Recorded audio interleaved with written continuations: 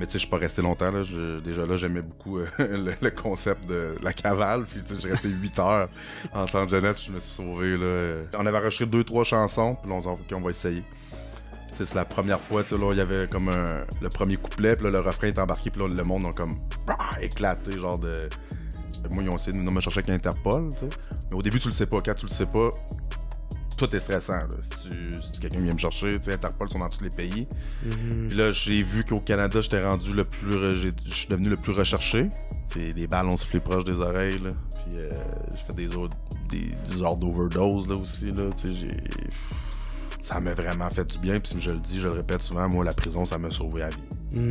Parce que ça me fait un stop à ma descente aux enfers, si on veut. Yes sir, what's up tout le monde? Bienvenue au What's Up Podcast, c'est votre animateur Jer Alain, j'espère que ça va bien, j'espère que vous avez passé une excellente semaine tout le monde. Encore une fois, j'aimerais dire un gros merci à mes commanditaires, j'ai nommé les cafetières Bellucci, fait qu'un gros merci aux cafetières Bellucci de commanditer le podcast. Si vous aimez du bon café, vous êtes tanné d'avoir des machines cheap qui cassent tout le temps, vous êtes tout le temps obligé d'aller faire réparer, ben allez vous pogner une cafetière Bellucci au procafetière.ca. C'est vraiment des excellentes cafetières, sont super belles, ils donnent le goût, sont chromées raides. T'as l'impression de t'acheter une Mercedes avec ces cafetières-là.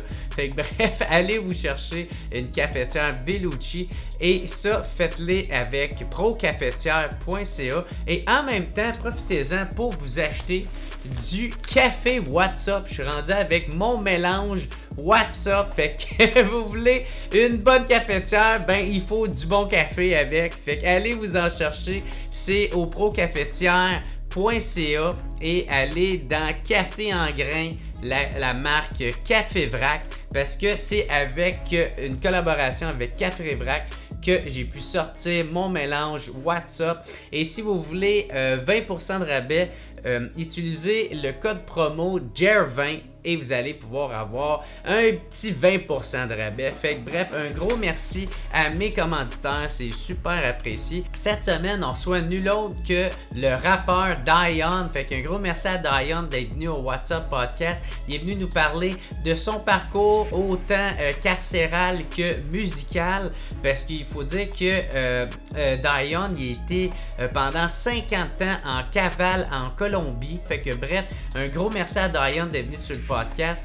Puis, juste avant que je vous laisse continuer le podcast, juste vous rappeler, si vous voulez m'encourager, allez vous abonner, devenez membre au patreon.com/whatsuppodcast. Ça vous permet d'écouter les podcasts d'avance, c'est pas cher, c'est 3-4$, puis pour moi ça fait toute la différence. Ou sinon, juste si vous voulez m'encourager, abonnez-vous à ma chaîne YouTube, laissez un petit thumbs up, écrivez cavale dans les commentaires pour m'aider avec les algorithmes.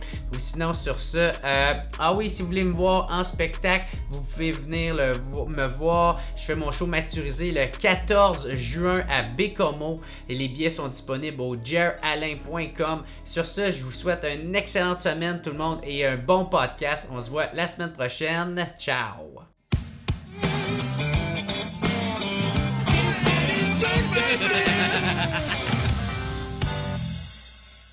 Là, aujourd'hui, très content. Ça faisait longtemps que je voulais le recevoir sur le podcast.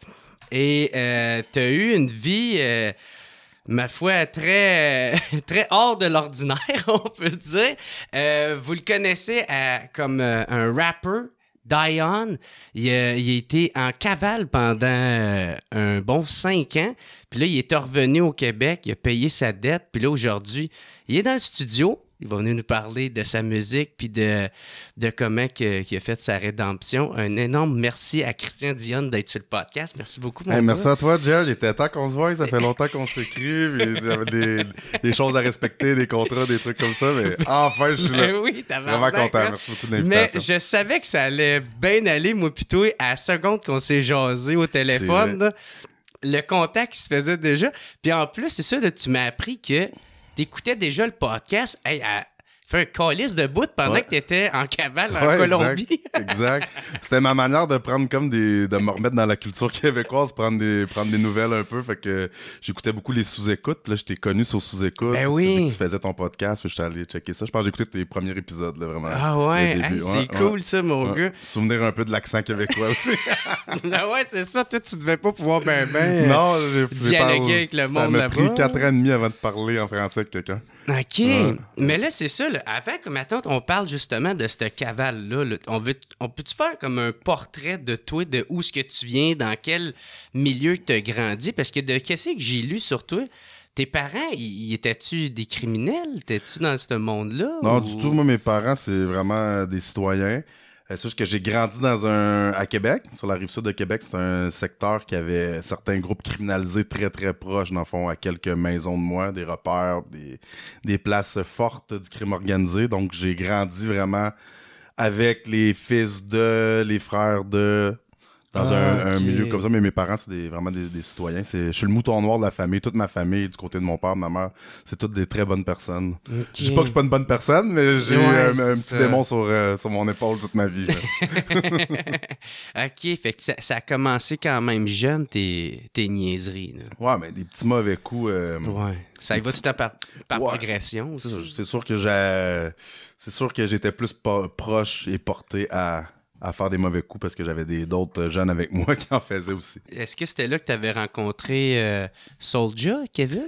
Kevin, je l'ai rencontré à peu près quand j'avais 14-15 ans. je OK, dirais. plus à l'adolescence, Ouais, OK. ouais. Fait que quand tu étais enfant, genre, puis tu étais à l'école, tu sais, tu disais que tu avais une facilité, fait que là, tu t'emmerdais un peu.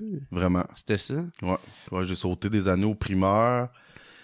Mon père me placer dans des écoles spécialisées un peu parce qu'il voulait vraiment, il y avait beaucoup d'espoir en mes capacités. Mais j'allais à Puis là, quand l'école tu dis française. spécialisé, là, Ben, j'allais à l'école française au primaire. Fait que Ok. j'étais pas en première année, j'étais en CE1, genre là. OK. Fait que- Ah, c'est-tu Stanislas? Ouais, exactement. Hein, collège pour Saint-Eustache. vrai? Je me suis fait renvoyer parce que je me battais tout le temps. Après ça, il m'a mis chez les sœurs. Ah encore ouais? au primaire. Là, tu te battais avec des sœurs. Là- non, mais là, ça a bien été, mais la chose que la directrice a dit à mon père en partant après la 6e année, elle a dit votre gars, il fonctionnera seulement avec un fusil dans le dos. Tu sais, ça met le portrait que j'étais OK. très dissipé, mettons, à l'école. Turbulent, là. Ouais, vraiment. OK. Puis comment que ton père réagit à ça? Comment qu'il deal avec ça? Mon père, il allait très mal avec ça. Mon père, c'est quand même quelqu'un d'assez autoritaire, une figure paternelle à l'ancienne un peu. Mm-hmm. Fait que c'est sûr qu'il était pas très content de ça. C'était très sévère chez moi, c'était beaucoup de discipline, ça brassait un peu aussi. Puis, c'était... Ton père consommait-tu? Tes Non, parents mon père, consommaient-tu? non, vraiment pas. Pour de vrai, mes parents, ils avaient des bonnes jobs, c'était des bonnes personnes, tout le monde les aimait bien dans l'entourage. C'est juste mon père avait une certaine discipline, sûrement inculquée de son père à lui, qui était très très sévère. Fait que c'est ça, c'est que moi je faisais tout le contraire, tu sais, plus qu'il serrait la vis, plus que moi je m'en allais champ gauche. Là. Ah ouais. Ouais. Fait que là, tu sais ça, c'est quoi, t'as fait plusieurs écoles? Ou Ouais, j'ai fait quelques écoles, je me suis renvoyé au primaire, j'ai fait une autre école au secondaire aussi. J'ai pas fini de faire mon secondaire à l'école où j'étais. Parce que je me suis fait renvoyer, ce que j'ai fait un de mes premiers coups, un peu de mes premiers mauvais coups. Puis, si tu veux, on peut en parler, mais c'est à partir de là vraiment que là, j'ai pris la rue plus. Là. C'était quoi ce mauvais coup-là, justement? Ben, moi, mon père il m'a envoyé dans des écoles privées, OK? Ouais. Fait que c'est pas qu'on avait tant d'argent que ça, sauf que mon père, c'était très important l'éducation, il en faisait une priorité. Tu sais, il se privait pour m'envoyer à l'école privée. Puis moi, bon, OK, fait qu'il il y avait pas de l'argent. Là, il non, était pas, vraiment dans classe ses moyenne, moyennes, là, OK. très, très moyenne. Là. Puis, c'est ça. Fait que moi, j'avais catché que ça coûtait cher à cette école-là. Puis j'avais catché que à chaque année, il y a une période d'inscription. Fait que là, les parents, ils payent des 3 4 000, 5 000 $ pour l'année. Puis j'avais vu aussi où ce qui était entreposé l'argent dans un coffre-fort dans le bureau du directeur. Fait que j'avais une petite gang d'amis. Moi, je me tenais juste avec les immigrants, vraiment. Là, j'avais un latino, un africain. C'était vraiment ma gang. On était les moutons noirs de l'école, vraiment. Puis, bon, mais là, un de mes amis avait réussi à voler les clés quelque part. Fait que j'avais fait un genre de plan pour rentrer dans l'école. Quand l'école était fermée. On avait fait le tour de l'école. J'étais allé vider le coffre. J'avais à peu près 35 000 $ dans les mains. Dans le temps, là, il y avait de l'argent cash beaucoup encore. plein de chèques, puis ça existait les Insta-chèques. T'en souviens-tu de ça, Insta-chèques? Les pawn shops, tu signais, puis tu changeais ton chèque, ils prenaient une cote. Fait que moi, c'était ça mon plan. On avait parti avec ça. Puis t'avais quel âge? J'avais 15 ans. J'avais 15 ans à peu près. C'est en secondaire 5. Au début secondaire 5. Ça, je l'ai pas complété, d'ailleurs. Puis, c'est ça, je fais ça. Le coup, il était très bien monté. Là. Moi, j'étais comme, j'écoutais beaucoup de films. J'écoutais beaucoup de films. On était masqués, gantés. T'avais-tu la corde là, que tu faisais? Là, non, quand même pas. Mais tu sais, je savais que c'était impossible de nous retracer. Ouais. Sauf que le lendemain que c'est arrivé, ils ont vu que l'école avait... En plus, on s'était promené dans les bureaux des profs. On s'était promené partout. Là, j'ai compris que les professeurs, c'est pas... il y a beaucoup de choses qu'on a trouvées dans des objets confisqués, là, mettons. Là. C'était assez spécial. Il y avait des petits locales... Je n'aimerais pas l'école, là, mais il y avait des locales avec de la drogue, de l'alcool. Puis je voyais que c'était entamé, mettons. Là. Ah ouais. Fait que le lendemain de ce coup-là, ben, le directeur s'est dit qui aurait bien pu faire ça? Ils savent. Ils m'ont pointé tout de suite. Ouais. Tu sais, qui ses amis? T'sais, ils nous ont tous passé à tour de rôle dans le bureau. Moi, tu sais... Poker face, rien, mais tous les autres, ils ont craqué. C'est Christian qui a fait ça. Fait que, c'est ça. Moi, ils m'ont renvoyé, les autres sont restés à l'école. J'ai pas pu faire mes examens de fin d'année ou des trucs comme ça. J'ai pas eu de balle de finissant. Puis le 35 000, tu fallait que tu redonnes ça? Ben, j'ai redonné ce qui restait. J'avais peut-être tout le temps, tu sais, à cet âge-là, j'avais pas beaucoup de dépenses, on s'entend. Il restait peut-être un 25, 26, là. T'as fait quoi, est-ce dépenser ça? Le party, m'acheter des bébelles. Même le party, est-ce tu fais quoi? T'as eu quoi, une nuit pour dépenser ça? Ben, je n'ai placé à des places, puis tu sais, je leur donnais, j'aurais dit que j'avais gaspillé ça, puis je leur donnais ce qui restait, là, mais tu sais. Ouais. C'est sûr qu'à cet âge-là, moi, je sortais déjà dans les bars, puis tout, fait que je me suis amusé avec cet argent-là, quand même. OK. Une couple de jours, ça. Qu'est-ce qui t'amenait à aller vers ce côté-là? C'était de faire chier ton père? C'était de... Ben, il y a peut-être un peu de ça, mais tu sais, c'était en dedans de moi, je sais pas, j'aimais ça, tu sais, parce que c'était tellement sévère, rigide, avec des règles chez moi, que, tu sais, mon fun, c'était vraiment, tu sais, ça, les contourner. J'ai toujours voulu contourner les règles, j'ai de la misère avec l'autorité, j'ai tout le temps faire à ma tête. Tu sais, je me pensais bien, des fois, plus meilleur que d'autres, pas dans le sens que j'étais prétentieux, juste dans le sens que oui, il y a cette règle-là, mais moi, je vais trouver un moyen de contourner la règle, puis je vais en faire de l'argent de cette manière-là, puis je me ferais pas pogner, tu sais, juste défier comme l'autorité, dans le fond. Être un peu, genre, anticonformiste, genre? Ouais, puis tu sais, sur l'argent, c'est le fun, puis j'ai beaucoup le mind businessman, tu sais, que moi, je vendais très jeune, même à l'école, à la même école-là, j'avais un gros système, là, de vente, tu sais, je vendais dans le temps du pot, du hash, du moche. Le classique, là. Ouais, mais tu sais, j'avais comme chaque vendeur dans chaque niveau, j'avais des cases au gym avec des clés, tout le monde cachait les clés en dessous de leur semelle. J'avais comme un gros processus. Quelqu'un qui nous fouillait toutes nos cases, il trouvait jamais rien, mais c'était comme... En tout cas, j'avais une espèce de modus operandi, là, ça allait bien. OK. Ouais.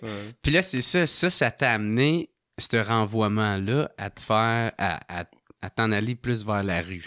Ouais, ben je commençais déjà beaucoup, tu sais, j'allais à l'école, mais tu sais, une journée sur deux, puis tu sais, je traînais beaucoup en basse ville de Québec, tu sais, c'est là que j'ai connu justement Soulja, j'ai connu tous mes amis Moi, je dis que c'est mes amis d'enfance, qu'avant ça, j'avais pas vraiment, tu sais, à part un meilleur ami, là, qu'on joue au hockey, là. Ça, c'est Limoilou, ça? Ouais, Basseville, c'est Saint-Roch, Limoilou, Saint-Zophore. Ouais, Saint-Roch, Limoilou, ok, toute cette gang-là. Avant que le Saint-Roch soit beau, là. Dans le temps, c'était très, très ghetto, là. Ah, ok, c'est rendu beau maintenant? Ouais, ils ont comme, tu sais, ils déplacent la pauvreté, là, qu'ils construisent des condos, des affaires pas achetables, fait que le monde, ils s'en vont plus vers Saint-Sauveur, plus vers Limoilou, là.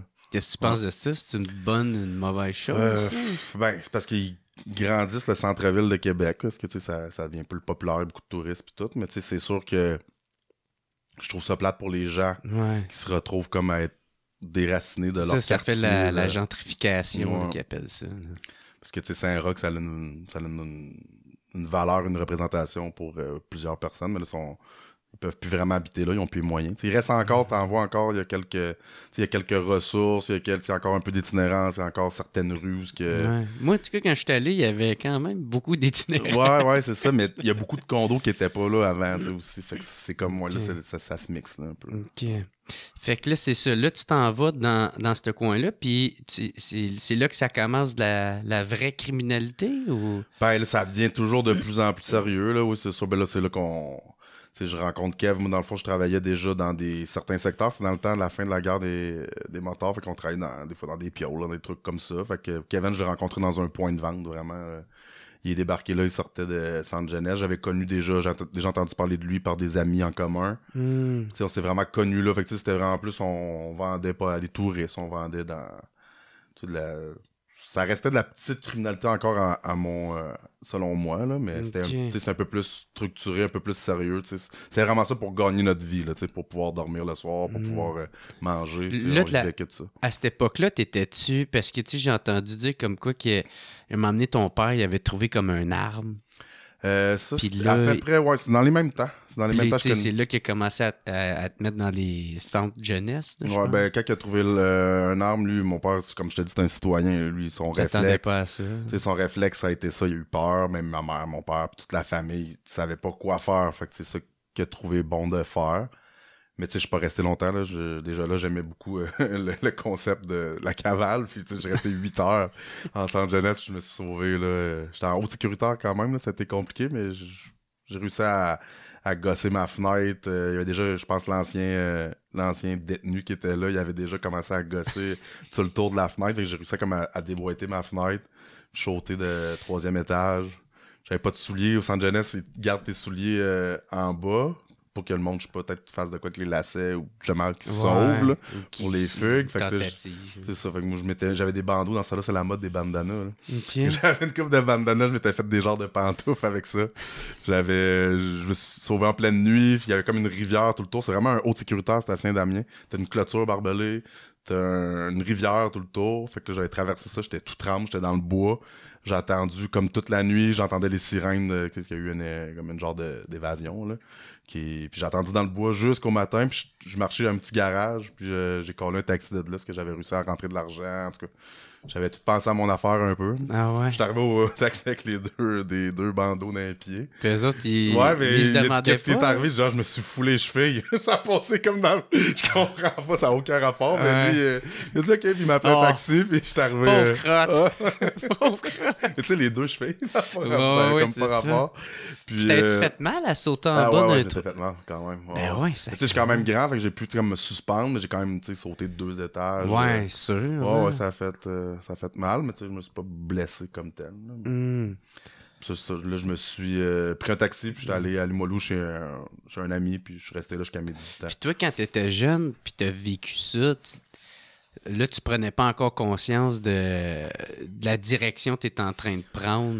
Mais quand t'es dedans, des fois, tu sais, t'as des œillères un peu, fait que tu vois pas, tu sais, t'as pas le pas de recul pour voir crime, je m'en vais dans le mur, là, mettons. Mais non, tu sais, dans ce temps-là, tu sais, c'était ça ma vie, puis Allez chier, vous me direz pas comment vivre ma vie! Non, mais c'est ça pareil, c'est con, ouais. C'est l'immaturité aussi, là. Ouais. Fallait que je vive ça, je pense. Le manque de recul, le manque d'expérience. Tu sais, t'as bien beau être encadré, esti. Mais tu sais, c'est ça, tu sais, je voulais pas l'autorité, je voulais faire à ma tête. Fait que, tu sais, moi, ce que j'ai connu, c'était ça. C'était la rue, c'était mes amis qui étaient dans la même situation que moi. Fait que nous, c'était ça, tu sais. C'était ça qu'on connaissait. Qu'est-ce que tu penses que ton père, il aurait pu faire, qui aurait fonctionné avec toi, à ce moment-là? Tu sais, si t'avais tu sais, je sais que t'as pas d'enfant, mais si les rôles étaient inversés. Ben, je pense, tu sais, moi, j'ai toujours, tu sais, je faisais beaucoup de musique. Mon père, c'était un mélomane, il aimait beaucoup la musique. On a des affaires chez nous, vraiment, tu sais, genre, avant-gardiste pour écouter de la musique, des grosses bobines, comme dans le temps qu'il y avait dans les studios, des trucs qui venaient de l'importation pour écouter, vraiment des trucs. Mon père, il écoutait beaucoup de musique, tu sais, il faisait des séances d'écoute avec ses amis, des vinyles, puis écoute, après telle parole, on entend de quoi en arrière, c'est pas normal, là, il s'est enregistré là, il y a un char qui part, tu sais, il était très, très piqué là-dessus, mais lui, il m'a toujours dit de la musique, c'est bon à rien, tu gagneras jamais ta vie avec ça. Fait que je pense, tu sais, puis on peut pas refaire le passé, là. Non, mettons, moi, j'aurais peut-être essayé de m'encourager là-dedans, tu sais, peut-être ça m'aurait rattaché à quelque chose. Moi, c'est quelque chose que j'aimais vraiment, tandis que là, tu sais, lui, ce qu'il voulait, c'est que j'aille à l'école, que je devienne genre médecin ou whatever, que j'aille, tu sais, vraiment un bon job selon ses critères à lui. Fait que peut-être changer ça, peut-être. Ça aurait peut-être été la chose qui t'a raccroché à quelque chose. Mais j'aurais peut-être eu moins de vécu, donc de moins bonnes tunes, je sais pas. Ouais, c'est ça dépend. C'est pour ça que moi, je dis toujours, tu sais, quand le monde me pose la question, qu'est-ce que tu changerais? Ben, à rien dans tout, parce que je serais pas là présentement en face de toi. T'sais. Ben ouais. Le rapper qui parle sur son quotidien de médecin. Aujourd'hui, j'ai fait de chirurgie! Ah, mais c'est ça aussi. Puis en même temps, tu sais, moi, mes 2 parents étaient professeurs, tu sais. Okay. Puis j'ai pas de secondaire, tu sais. Fait que. Non, c'est ça. Hein? Puis, man, ils ont tout essayé. Ils ont tout essayé pour pouvoir me garder. Mais, Chris. Je pense des fois trop, c'est comme pas assez. Là. Ouais. Fait que là, c'est ça, là, tu rencontres Soulja. Puis là, c'est quoi? C'est là que la musique devient plus sérieusement? Ouais, moi, je faisais déjà de la musique quand on a rencontré. Lui, il écrivait déjà. Dans ce temps-là, moi, je faisais des beats. Fait que, tu sais, dans le fond, les premiers beats sur lesquels Soulja rappait, ben, c'était des beats à moi. Puis, tu sais, on avait un groupe ici qui s'appelait 187, qui s'est transformé tranquillement en Face Cachée. Fait que moi, dans ce temps-là, je faisais beaucoup de beats. J'écrivais un petit peu moins. Parce que je mettais tellement, tu sais, que tu fais de la musique, des fois, t'as de la misère à placer ta voix, tu sais, tu te dis, le beat il est parfait comme ça prend un œil extérieur des fois pour, tu sais, venir, ok, on va faire un genre de mélodie là-dessus, comme ça. Mais j'écrivais quand même, fait que ça a commencé comme ça, puis, ouais, vraiment, tu sais, juste au début, t'avais pas vraiment de plan précis, mais on a fait un premier show une fois, je vais mentionner toute ma vie, dans un parc, tu sais, on avait enregistré 2-3 chansons, puis là, on s'est dit, ok, on va essayer. C'est la première fois, tu sais, là, il y avait comme le premier couplet, puis là, le refrain est embarqué, puis là, le monde a comme éclaté, genre de... Tu sais, ils sautaient, ils criaient, fait que là, on fait « Wow! » Puis là, le feeling, ça a donné, fait « Ok, je pense que c'est ça que je veux faire de ma vie. » Je pense que lui aussi, il a dû faire un des mêmes déclics. OK, puis là, t'as quel âge? 17? Ouais, 16, mettons. OK, 16. Ouais. Puis 17, comment que ça devient de plus en plus sérieux? Genre, les étapes à ça, ça a été quoi? les étapes, c'est continuer à faire de la musique, puis faire le plus de... Une fois que t'as fait un show, là, t'en veux d'autres. Là. Fait que là, Parce qu'à ce moment-là, tu vis dans la rue, là? Ben, rue, tu sais, des fois, que ça va mal, mais souvent, tu sais, comme je te dis, nous, on trafiquait, puis tout. Moi, j'avais quand même des bons contacts, puis des bons plans. Fait que je réussis, tu sais, souvent à nous pogner des apparts, mais tout le monde squatte chez nous, là, vraiment. Là. OK. Il y a un appart, là. Ouais, un appart, on fout le bordel là-dedans, on fait le party, jusqu'à temps que le proprio nous crisse dehors, change d'appart, des fois on se ramasse chez des filles, des fois on vagabondait beaucoup comme ça. Ouais, OK. Fait que ça ressemblait un peu à ça, le beat, là. Ouais, c'était un beat vagabond, là, vraiment. Là, ouais. Plus, c'est quoi? C'est que faites le party, genre alcool... un peu de pot ou un peu déjà la grosse... Ben, dans ce temps-là, nous aussi, on a un buvard PCP dans le temps à Québec. Et ça vient de... Je pense que ça vient... On connaissait le gars qui l'a quasiment inventé, là. C'était coûtait rien. On achetait ça, ça coûtait comme 30$ un gramme de ça. Puis ça, c'est quoi? C'est le tranquillisant à cheval, celle-là? Ouais, ben le vrai PCP, là. Ouais. C'était ça un peu, mais tu sais, il y a une recette comme qui se faisait dans la rue, là, les punks qui faisaient ça à Québec, là.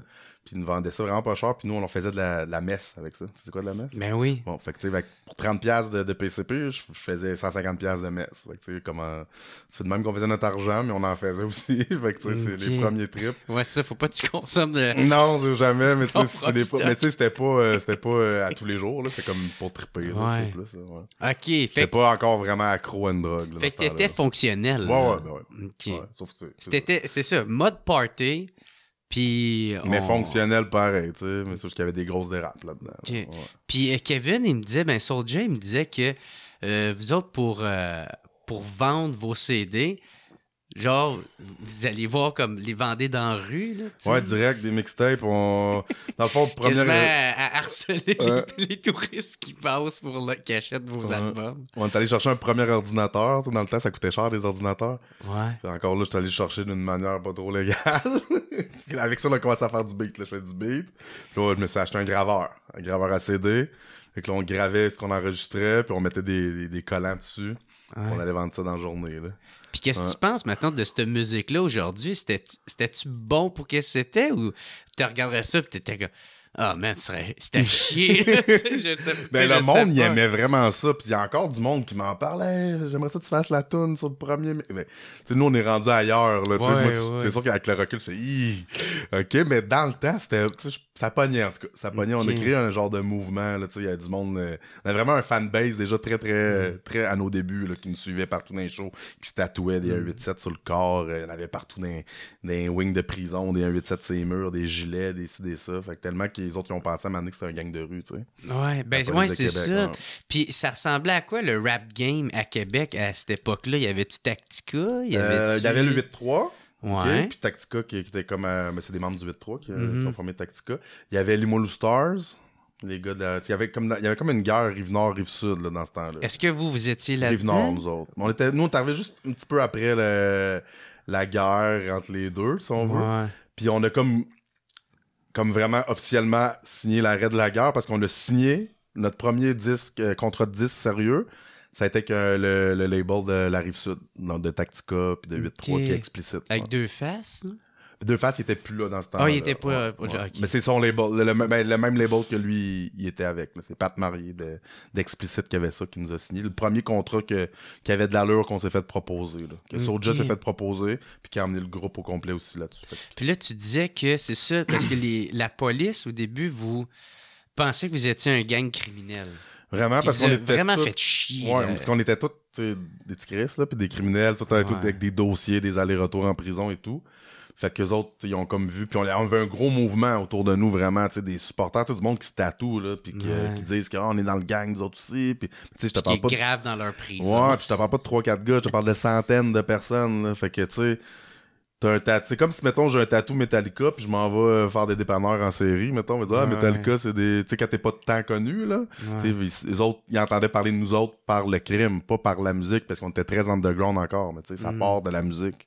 Ça part, tout ça part de la musique. Après ça, j'ai pas le contrôle sur les fans qui font leurs affaires de leur bord. Là. Fait que ça parlait beaucoup aux criminels, cette musique. Ouais, parce que nous, c'était ça qu'on rappait. Parce que c'est ça qu'on. Tu sais, le rap, fait beaucoup. Faut que tu sois real, faut que tu sois connecté à ce que tu vis et qu'est-ce que tu fais. Tu sais.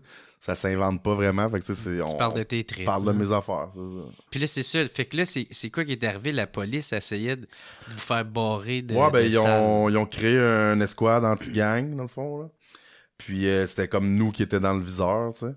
Puis ouais, c'est ça qu'est-ce qu'ils faisaient, eux autres, leur trip, c'est qu'ils ont fait... ils allaient voir toutes les places qui nous engageaient. Là, on était un petit peu plus vieux, on avait 18 ans, on était comme au Dagobert, on était un groupe résident là-bas quasiment chaque fin de semaine. On faisait un show là, on faisait les premières parties de tous les gros artistes. Il y avait une soirée pop à je pense, les samedis ou dimanches. Ça s'appelait Grab the Mic.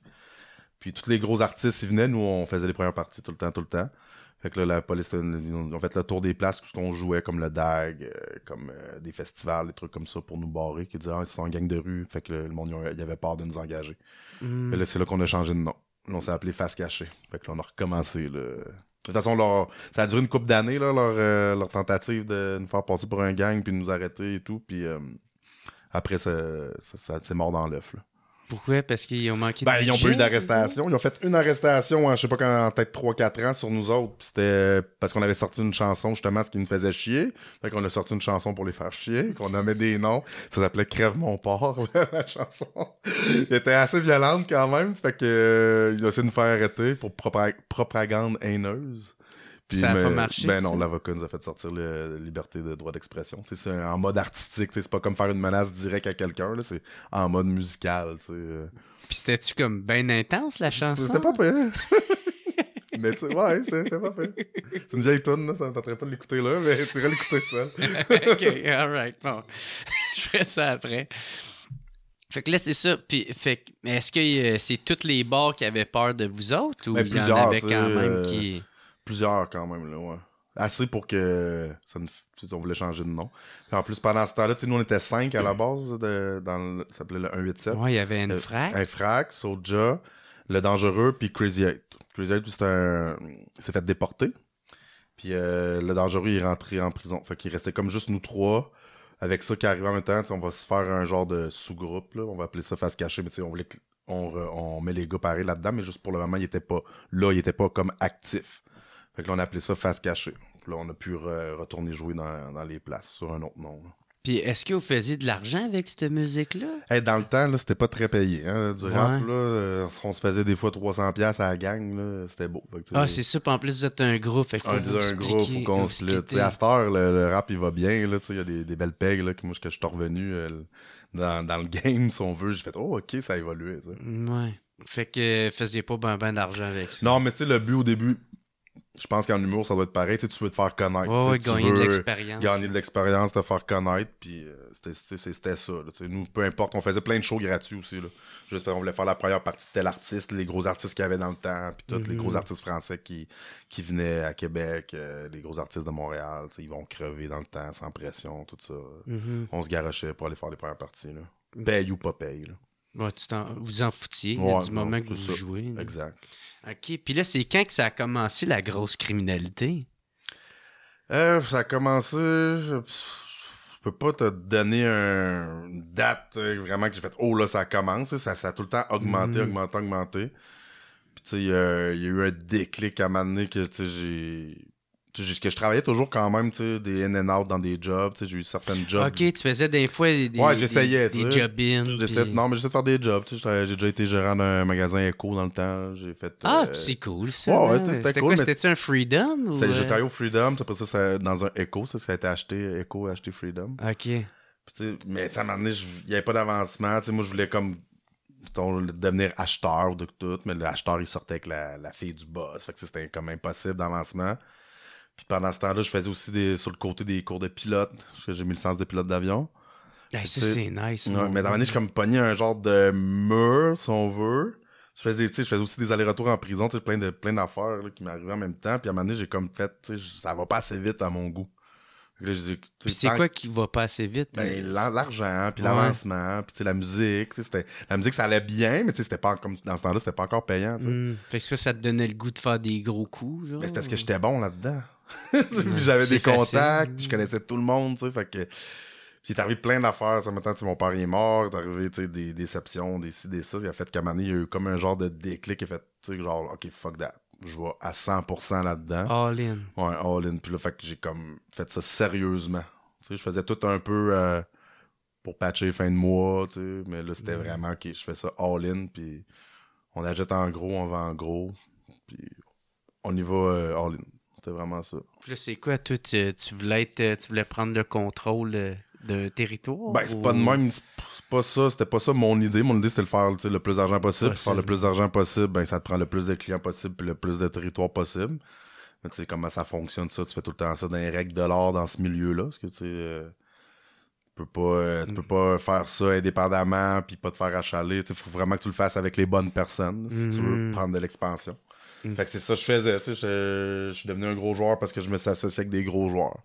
OK. Fait que, tu sais, j'avais, c'est ça, moi c'était pas mal Québec, Côte-Nord, ça allait des fois jusqu'au Lac-Saint-Jean. OK. J'avais une bonne tarte. OK, puis c'est quoi? Puis là, t'es pas obligé de répondre, là, mais tu sais, c'est quoi? Faut-tu que tu payes une cote à quelqu'un pour pas te faire achaler? Ben, si t'es pas avec les bonnes personnes, faut que tu payes une cote. Si t'es avec les bonnes personnes, tout s'est fait tout seul, là, ouais. C'est ça. C'est plus moi qui allais chercher des fois des cotes ou des affaires comme ça. Là, OK, fait que ça dépend de qui t'achète ça, de qui tu pognes ça. Ouais, avec qui tu travailles. On peut dire ça comme ça. Okay. J'en amène non. Ouais, non, c'est bien correct. C'est bien correct. OK. Puis c'est ça, pendant ce temps-là, avant ça, je veux dire, t'avais fait des petits séjours en prison. Ouais. C'était genre quoi? Ben, j'ai eu un peu de vol, des batailles, beaucoup de batailles. Je me battais beaucoup. J'avais beaucoup de rage mal exprimée avant, là, tu sais. Des trucs comme ça, des manquements, des prix de condition, des prix de probation. Fait que c'est ça. Puis c'est quoi, tu te faisais pogner avec des guns? Ouais, c'est ça. Ben, ça, que c'est la seule fois que je me suis fait pogner avec un gun, c'est quand j'étais mineur. Fait que ça a comme pas suivi. Parce que quand t'es mineur, ton dossier, il s'efface. Le monde dit que ça s'efface pas. C'est juste, ils ont pas le droit de l'utiliser contre toi, tu sais, dans le cas où t'es jugé en tant que personne majeure. Mais tu sais, le juge, il peut le voir, mais il a pas le droit d'en tenir compte. Okay. Mais on s'entend que c'est un être humain, là, tu sais. Ben ouais, mais t'es quand même influencé si tu vol de gomme ballon ou, tu sais, arme à feu à 17 ans, tu sais, quand t'es rendu à y donner sa sentence pour une autre affaire, au majeur, mais tu vois un peu la tangente. Là, puis toi, comment tu vis ça, ces jours-là en prison? C'est ben, comme une école de crème ou... Ouais, c'est parce que tous mes chums sont là aussi, fait que tu sais, la plupart du temps, ça va bien, ça va jamais tout le temps bien en prison, tout le temps des bifs, des froids, mais tu sais, ça allait bien, là, tu sais, ça allait... Moi, ça me fout la chienne, la prison. Ben, c'est parce que ça dépend où tu tombes, tu sais, même t'as bien beau être super respecté, peut être super connu, si tu tombes dans un mauvais wing avec du monde qui t'aime pas à la face ou des histoires qui arrivent, tu sais, ça peut mal virer. Tu sais, ça dépend vraiment, c'est tout le temps... Tu tires la pièce avant de rentrer dans le wing, savoir avec qui je vais tomber, tu sais. OK. T'as-tu un mot à dire là-dessus? Ou... Ben, tu sais, moi, je dis... tu rentres en prison, faut que tu sois... Tu back qu'est-ce que t'as fait, t'as pas honte de ce que t'as fait, puis tu fais tes affaires, puis tu te mêles pas les affaires des autres. Donc, tu fais ton temps, puis tu déranges pas le monde le moins possible. Mais y a pas quelqu'un qui vient, genre, te faire chier? Genre, y a souvent du monde qui vient pour te faire chier. Il faut juste que t'accueilles ça comme un homme. Ouais, c'est ça. OK, ben, peux-tu me raconter c'est quoi ça? Je vais prendre des notes en attendant. Ben, mettons... mettons qu'il y a du monde qui t'en veulent, qui veulent de... Je sais pas, tu dois de l'argent, ou que tu te couches avec la fille de l'autre, ou que, tu sais, peu importe, ben, il faut que t'accueilles il vient pose sur toi, mais tu essaies de maîtriser la situation le mieux que tu peux, sans que ça s'envenime trop, puis tu sais, faut pas que Sans te battre avec ou sans... Oui, mais tu sais, sans non plus que ça... Tu sais, moi, là, ça dépend du monde, là, mais tu sais, moi, je me dis toujours que c'est mieux régler ça diplomatiquement, mais des fois, t'as pas le choix, tu sais, faut que tu te défendes, tu te défends, mais si tu veux pas que ça l'empire, tu sais, faut à un moment donné qu'il y ait une trêve là, qui s'installe. C'est pas aussi rester dans... Il y en a qui s'en vont des fois sur la protèque, il y en a qui s'en vont parler au gardien, il m'a fait ci, il m'a fait ça. Ça, c'est sûr, ça l'aide pas à ta réputation. Ah, non. Non, c'est pas bien vu. C'est pour ça que quand je dis d'accueillir le beef en homme, ben c'est ça. Si tu prends ton beef, si t'as fait une faute, assume, mange ta volée ou bats-toi ou fais ce que t'as à faire. Puis après ça, règle ça, puis serrez-vous la main, man. Puis... Ok, tu peux quand même te serrer la main. Ça dépend c'est quoi. Mais ça dépend si t'es capable d'handle ça, là, tu sais, de vivre là-dedans, là. C'est sûr, c'est pas tout le temps des situations de fun. Est-ce que je veux pas de ça? Ouais, mais ça dépend, tu sais. Puis plus que t'es, mettons... connu, que ton nom est connu, plus que tu vas avoir du monde qui vont vouloir t'essayer. T'sais. Mais si tu fais des petites affaires, le monsieur qui a pété sa balloune, là, puis qui rentre en prison, puis il cherche pas le trouble, il se fera pas achaler. Là. Ils vont pas essayer de chercher à profiter de lui ou quelque chose. Il y en a toujours qui vont essayer, mais en général. T'sais. Puis c'est parce qu'il te classe là, en prison. T'sais, le monsieur qui a pété sa balloune, ils le mettront pas avec des gars qui sont en attente pour un procès de meurtre normalement. Il y a un minimum, un médium, un maximum. Fait que c'est sûr que quand tu te ramasses tout le temps dans les wings maximum, ben ça brasse, là, des fois pour absolument rien. Là, toi, t'étais-tu là? Ouais, tout le temps dans les wings maximum. Ah ouais, ok. Puis, mais est-ce que ça s'est relativement bien passé? Ouais. J'ai jamais... déjà eu des petites anicroches, mais jamais rien de majeur. Là. Ok. Ouais. Parce que tu fais tes affaires en même temps. Je fais mes affaires. Je suis un gars qui est respectueux, puis je suis un gars qui... Fais juste pas venir me faire chier. C'est ça, ben c'est sûr que c'est ça. That's it. Ok, merci pour ce petit cours-là. Le petit cours prison 101. Là. Fait que là, c'est ça. Là, on est à l'étape de tu veux faire les choses en gros à Québec, puis même adjacent les autres territoires. Là. Puis là, c'est ça, comment que ça s'est passé, l'affaire de la cavale. Toi, tu t'en allais déjà en voyage, c'est ça que j'ai c'est vraiment un addon. Je savais que... Mais tu sais, nous autres, là, on était sous enquête depuis un bout, OK? Mais ils ont fait une genre de perquisition 1 an avant que je parte en voyage, OK? Mais, tu sais, ils ont rien, il y avait rien de significatif, là, parce que, tu sais, on travaillait quand même très, très bien, tu sais. Ils m'ont jamais pogné avec de l'argent ou avec de la drogue, whatever. Ils ont essayé, tu sais. Ils ont fait des descentes dans plusieurs places. Puis là, pas de nouvelles. D'après moi, ils ont rien pogné, on a à paix. Mais ça a pris quasiment 1 an, puis là, je m'en allais vraiment juste j'ai pris un billet aller-retour là, pour la Colombie, parce que moi, j'avais rencontré une Colombienne, je sortais avec une Colombienne. J'étais allé une première fois en Colombie avant, parce que là, il y a une histoire là-dessus, là, avec elle, que je suis allé comme la chercher en Colombie, parce qu'elle avait des problèmes là-bas. Fait que je l'ai ramené au Canada. 1 an après qu'on est au Canada, on décide d'aller... en vacances, aller rencontrer du monde, voir sa famille, etc. Fait que je prends un billet aller-retour pour aller là-bas. Mais c'est ça, 3 jours après que je sois en Colombie, c'est là que mon avocat m'appelle puis il me dit tu sais, il y a 1 an, ils ont fait une perquisition partout, là, mais là, c'est là, ils viennent d'arrêter tout le monde, t'es sur mandat d'arrestation. Ah ouais. Fait que moi, j'étais déjà là-bas pour en vacances, mais aussi un peu par affaire. Fait que j'ai dit, OK, ben... De toute façon, je sais comment ça se passe, que quand tu te fais arrêter, tu peux faire du temps préventif plusieurs mois, voire années avant de passer en cours ou en procès avant d'être jugé. Fait que j'ai dit, gars, je suis pas pressé, je vais rester. T'étais pas stressé, rien? Ou, Ben, tu sais, à la base, je suis parti avec ma copine de l'époque, puis sa famille était là, fait que j'étais quand même en bonne main, si on veut. J'étais loin de me douter de tout ce qui allait se passer là-bas après, mais tu sais, pour au début, j'avais de l'argent, ça allait bien. Tout le monde s'était fait arrêter, mais il me restait encore des petites affaires qui marchaient. Fait que je recevais un petit peu d'argent, puis je me débrouillais là-bas aussi. Fait que au début, ça allait bien. Là, au début, je vivais la belle vie là-bas. Là, les gros hôtels, les voyages, les gros restaurants. Ça allait bien. Puis aussi, j'ai oublié de te demander, ça ressemblait à quoi ta vie, genre avant la cavale, pendant que tu étais en train de runner tes affaires, t'as-tu la belle vie quand même? Ouais, j'avais la belle vie quand même. Ouais, je me gâtais. Je faisais beaucoup d'argent, des fois 150 et plus 1000 par mois. Fait que, c'est ça. Ouais. Fait que, tu sais, moi, une sortie dans un bar, ça peut me coûter 3-4 000 une soirée. Puis on recommence le lendemain. Puis je m'achetais des belles choses. J'avais 2 gros condos, 2 gros chars, des bijoux. Mais là, tu sais, tu tombais pas, dans le fond, dans leur spotlight quand que, parce que, ils vont te Je demander... l'étais dans le spotlight, sauf que Ouais. tu sais, tu te penses tout le temps plus intelligent, puis tu te penses tout le temps meilleur, puis tu sais, pour de vrai, on était bons, là, c'est juste que tu sais, on n'a pas les mêmes moyens que la police, c'est sûr, là. Puis quand ils te veulent, quand tu sais, ils savent qu'est-ce que tu fais, tu sais, ils connaissent pas mal tout, là, mais tu sais, à un moment donné, ils mettent le focus sur un, là, ils mettent les moyens, tu sais, la filature, écoute, là, ils mettent des équipes, c'est là que c'est dur. OK. C'est dur s'en sortir. Là, Ils te faisaient-tu un peu d'intimidation, de pression? Pas vraiment. Il y a un genre de. Tu sais, quand t'es rendu dans les grosses ligues de même, il y a un genre de respect qui s'installe. Comme... Ah ouais? Ouais, c'est bizarre. Tu sais, c'est comme. Tu sais, tu le sais qu'ils sont là, tu le sais qu'ils te suivent, tu sais, là, ils viennent t'arrêter. Ouais, tes vitres sont un peu teintées, tu sais que c'est pas partout à cause de ça. Ils font leur job. Tu sais, des fois, ils peuvent t'arrêter 3 fois dans la journée. Là. Fait que tu le sais qu'ils te suivent, puis tu sais. Fait que toi, tu joues, c'est une game d'échecs, là, tu sais. Ils sont là. Catch me if you can. Faut que j'aille rencontrer quelqu'un au restaurant-là qui est suivi lui aussi, mais tu sais, on va faire ça d'une manière, tu sais. C'est un jeu d'échecs, là, vraiment. Fait que tu sais, il y a un genre de respect, tu sais, essayer de me pogner, puis eux autres, ils disent, essaye qu'on te pogne pas, tu sais. C'est un peu ça qui se passe, puis à un moment donné, ben, tu fais une erreur à quelque part, puis ça pète, là. La game a-tu changé depuis? Ben, je suis plus dans le game, fait que... Ouais, c'est ça. C'est sûr que oui. C'est sûr que, tu sais, ça l'évolue, tu sais, autant les criminels que la police ont des meilleures technologies, des meilleures façons de, tu sais. Ouais.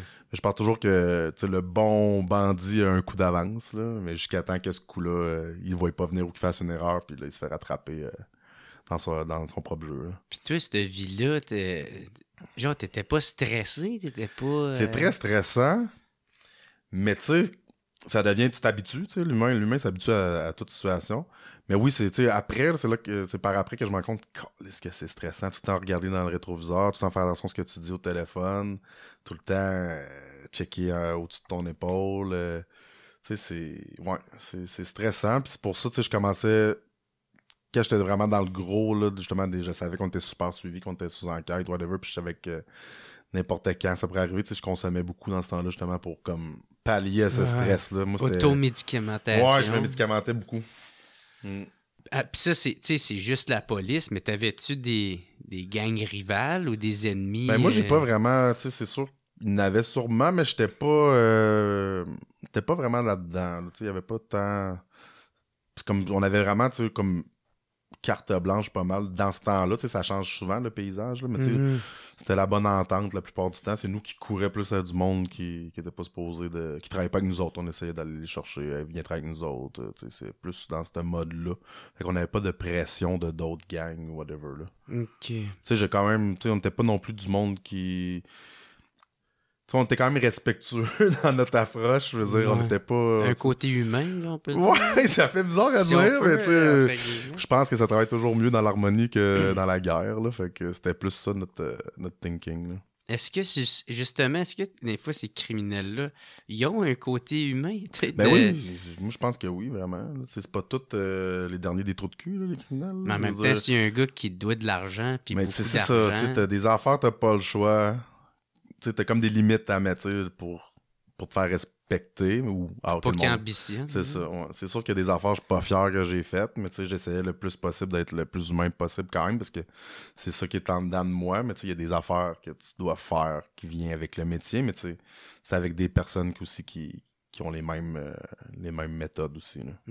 Tu peux-tu en compter une, ou...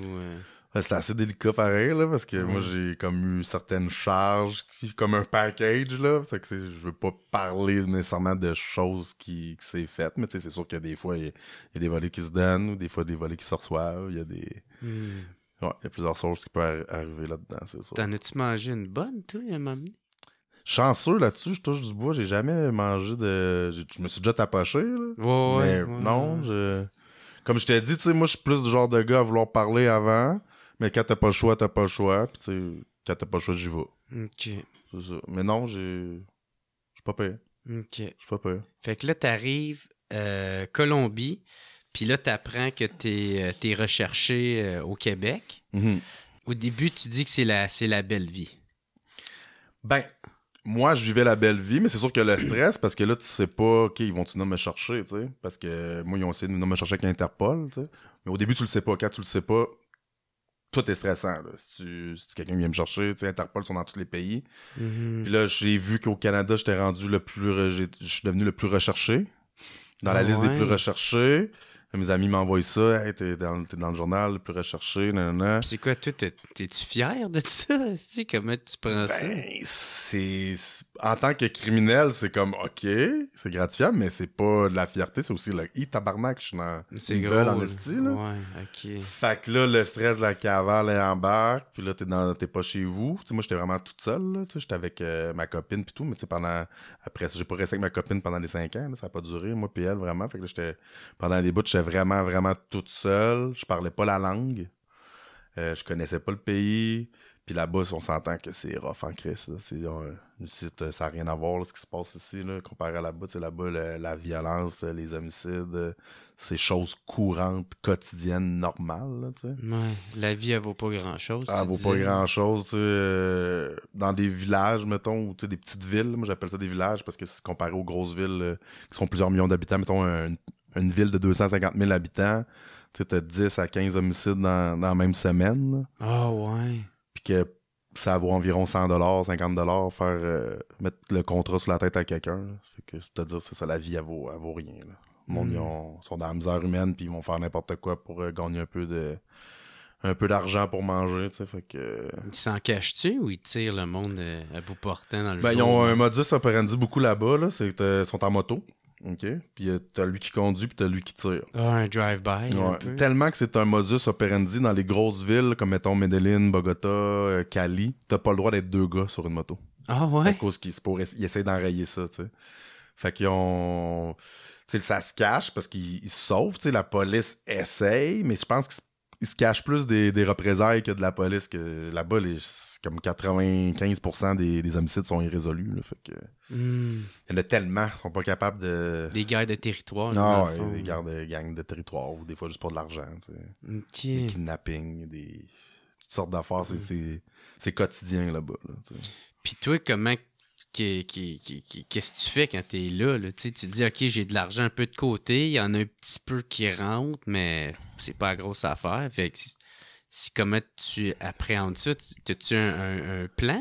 Ben, à la base, j'ai un plan. C'est l'une des raisons pourquoi j'ai décidé de rester là-bas. Tu sais, j'ai un plan. J'ai quelque chose, j'ai un projet, tu sais, que je veux qu'il marche. J'ai de l'argent qui rentre. Au début, ça rentre bien. Mais à un moment donné, ça rentre moins, tu sais. C'est dur gérer des affaires à distance aussi, tu sais. Fait que, ça rentre de moins en moins. Puis là, il y a des hauts, puis il y a des bas. Fait que là, je commence tranquillement à devoir me débrouiller là-bas pour faire de l'argent aussi. Fait que, j'essaye plusieurs choses là-bas pour faire de l'argent. Des fois, ça marche bien. Des fois, ça marche moins bien. Fait que, il y a des moments que j'ai beaucoup d'argent dans les poches. Il y a des moments que j'ai pas une crise de scène puis que je suis dans la rue. Là, sur les 5 ans, il y a eu des moments que j'ai vécu dans la rue. Là. Vraiment, carrément. Là, c'est quoi c'est quoi ces moyens-là? Ça ressemble à quoi? Je peux pas trop te donner de détails là-dessus, mais on s'entend que j'aime beaucoup le café, mais je suis pas allé là pour le café. Ouais, c'est ça. Fait que c'est un peu comme que je faisais quand j'étais plus jeune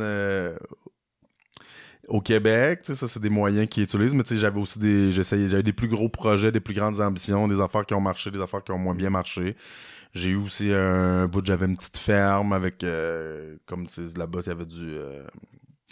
il y avait de la canne à sucre, des trucs comme ça. Puis on essayait de faire... Légal. Ouais, c'est ça, on essayait de faire des trucs légaux aussi quand même, parce que t'es pas chez vous. Fait que faire l'illégal en tant que gringo là, dans un autre pays. Ça. Comment t'es reçu, toi, en tant que blanc là-bas? Ben moi, je suis bien reçu parce que j'étais avec une famille importante là-bas. Tu sais, moi, sans nommer de nom, mon ex-conjointe, elle vient de certains milieux là-bas qui sont très respectés, du monde important qui sont dans les affaires, si on veut. Fait que je suis présenté en premier lieu comme ça aux gens autour de moi. Fait que le monde il m'aime bien. Puis moi, je suis quelqu'un quand même de sympathique puis tout. Fait que je veux dire, autant le gars dans la rue que le narcotrafiquant, je vais être autant gentil, autant de respect pour chacun. Fait que je me fais des amis quand même rapidement là-bas. C'est sûr, moi, ma copine que j'avais à l'époque, elle se tenait beaucoup avec les petits tueurs à gages. Fait que c'est elle qui, elle me présente eux, fait que ça devient mes amis. Moi, je sors dans les bars, j'ai de l'argent, je paye la traite à tout le monde. Eux autres, ils me protège, si on veut.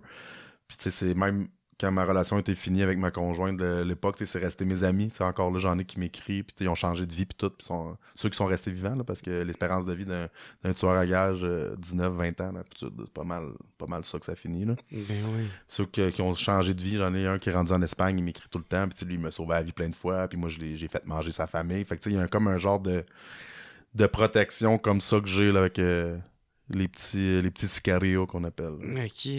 Puis c'est ça que, tu sais, quand tu dis il me fait sauver la vie, c'est quoi? Il y a eu comme un attentat contre toi? Ou... Ben, c'est parce que... C'est bon que venez te voler? Ou... Tu sais, je fais des petites affaires là-bas, à gauche, à droite, ça dérange certaines personnes. Je suis un étranger. Déjà, juste être un étranger, tu sais, moi, dans la ville principale que j'étais comme genre le seul blanc, là. Fait que déjà, t'es blanc, tu viens du Canada, t'as de l'argent dans leur tête, genre... Même les journées que j'avais pas une scène d'impôt, dans leur tête, moi, je suis millionnaire. Là. Fait que, il y a du monde qui veulent s'essayer pour l'argent, des fois. Mais, tu sais, en étant avec la bonne gang, encore là, c'est toute une affaire de contact, puis avec qui que t'es, ben, je pouvais être dans certains quartiers, je pouvais être dans certaines places que, normalement, même des Colombiens citoyens ne vont pas, là, parce qu'ils ont peur d'aller là. T'sais, moi, j'étais avec ce monde-là à la base, fait que j'ai connu comme directement les personnes, les plus dangereuses que je pouvais connaître. Fait que pour ça, ça va bien. Puis, tu sais, j'ai un côté aussi d'insouciance dans ce temps-là. Tu sais, ma vie, moi, j'étais... Tu sais, je me dis, gars, je peux mourir n'importe quand. Fait que pas de peur, rien. Fait que, tu sais, j'allais dans un quartier, là, que les taxis voulaient même pas aller. J'allais dans des places, je rentrais là avec une confiance, mais aussi avec un respect. Très important, tu sais. Fait que je t'acceptais quand même partout. Fait que tu faisais pas comme si c'était déjà chez vous, là. Toujours dans le respect, puis ça, je pense que c'est applicable partout, là, mais surtout quand tu vas visiter certains endroits. Il faut pas que tu montres que tu as peur, il faut que tu montres que tu es respectueux, t'sais. Mais sans non plus être trop naïf pour te faire marcher ses pieds puis te faire abuser de toi. T'sais. Fait que c'est un mélange de tout ça. C'est une belle danse. Hein? OK. Ouais. Puis là, tu dis ça, il y a eu bien des hauts. Les hauts, c'était quand j'imagine tu réussissais un coup. Mm-hmm. Puis un bas, c'est quoi ça? Un bas, c'est dormir dans un crack house, dormir dans la rue, dans un parc. Parce que t'as trop consommé ou parce que tu t'es ramassé là? Ou... Parce qu'il y a des bad luck qui arrivent ou il y a des fois que ça marche pas, qu'est-ce que tu veux faire, fait que là, l'argent est plus là. Je veux dire, il y a pas de chèque du BS là, qui rentre là-bas, j'ai pas de l'aide gouvernementale. Je veux dire, quand t'as plus une scène, t'as plus une scène. Là. C'est pas... fait que... oui, des fois parce que j'ai trop consommé. Des fois, juste parce que m'est arrivé de quoi, je me suis fait voler. Il y a plein de choses qui peuvent arriver pour que tu te ramasses. Pourquoi je me ramassais dans des places de même, là, c'est sûr. Puis quand t'es parti là-bas, tu venais de lancer un album aussi. Ouais. Puis là, t'as pas pu faire la tournée avec tes chums. Comment tu prends ça? Ben, au début, je me suis senti comme si j'abandonnais mon groupe. Là. C'était mon groupe Face Cachée. Dans le fond, on sortait le 3e album. Dans le fond, moi, je suis parti. On tournait le dernier clip de l'album avant que l'album sorte. On finissait le tournage, puis 1 heure après, je prenais l'avion à Montréal. Puis j'étais supposé revenir 2 semaines après pour commencer la tournée. Mon auto est resté à l'aéroport pendant 2 ans et demi, c'est-à-dire. Ah ouais? Qu'est-ce qu'ils ont fait? Ils l'ont remarqué? Je sais pas. C'était un esti de beau char j'avais en plus. Ça m'a fait chier. Il a disparu. Ah ouais? C'était un Challenger SRT8 spéciale édition 392. En tout cas. T'as-tu essayé de le revoir? J'ai essayé de le retrouver. Il a disparu. D'après moi, ils l'ont gardé 2 ans et demi là.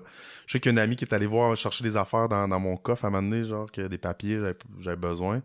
Puis il est encore là, puis il disait donnez-moi, je pense, 3 ou 4 000, là, parce que je devais de temps. Là. Ouais. Je devais sûrement plus que ça, mais ils ont dit 3 ou 4 000, là, ça part avec. C'est plus une nuisance que d'autres choses. Ouais. Puis je pense qu'ils l'ont mis à Fourrière, puis là, j'imagine la police, elle le cherchait, ce char-là. Ah. Fait que là, j'imagine elle est allée le chercher, là, ouais. OK. Ah, puis peut-être qu'il s'est fait vendre aux enchères. Ouais, peut-être que j'ai jamais eu une nouvelle, j'ai essayé de le trouver. Ouais, c'est mon char de rêve, c'est une des seules affaires que je m'ennuie de cette vie-là. Char, je l'aimais. J'avais mis de l'argent dessus. Fait que là, t'as pas pu participer à ces shows-là, puis la musique était encore bien présente, même quand tu faisais la vie de criminel. Au Québec, tu penses? Ouais, c'est ça. Oui, c'est ça, vraiment. Je voulais sortir un album solo. C'est mon premier album solo, je l'ai sorti. Puis après ça, on faisait l'album de groupe. C'est notre 3e album de groupe. Fait que, tu sais, oui, la musique était bien présente. Justement, tu sais, ce mode de vie-là, ça te permet de... je veux dire, tu peux faire de la musique un peu quand tu veux, puis tu travailles aussi... travail, là. Mhm. Tu travailles tes autres affaires là, en même temps, là. Ça se faisait bien, ouais. Puis là-bas, man, c'est ça, là, ça... Tu sais, ça va... est-ce que... Tu sais, parce que là, de qu'est-ce que je comprends, c'est qu'au début, c'était nice, mais après ça, plus en plus, ça avançait, plus creux tu t'enfonçais, Ouais, là. plus ça avançait, plus c'était dur. Puis, tu sais, ça a commencé vraiment tu sais, je suis resté comme 2 ans avec ma copine colombienne. Tu sais, c'est elle qui elle a parlé français, sur les puis sa 5, famille. là, Ouais. ouais. Là, j'étais vraiment toute seule. Je me suis ramassé chez un de mes amis que je m'étais fait, c'est un chauffeur de taxi. C'est tout le temps lui justement, qui me trouvait ma drogue ou qui m'emmenait dans des places. Mais tu sais, on a développé une belle amitié. Il m'a recueilli chez lui. Tu sais, ça allait pas bien. Là. J'étais vraiment... Je consommais beaucoup. Puis là, il fallait que je me refasse comme toute seule, me retrouver. Tu sais, moi, en plus, là-bas, je payais tout pour ma copine que j'avais. Tu sais, tous les appartements, tous les meubles, tout elle qui a gardé. Là, j'avais plus fuck all.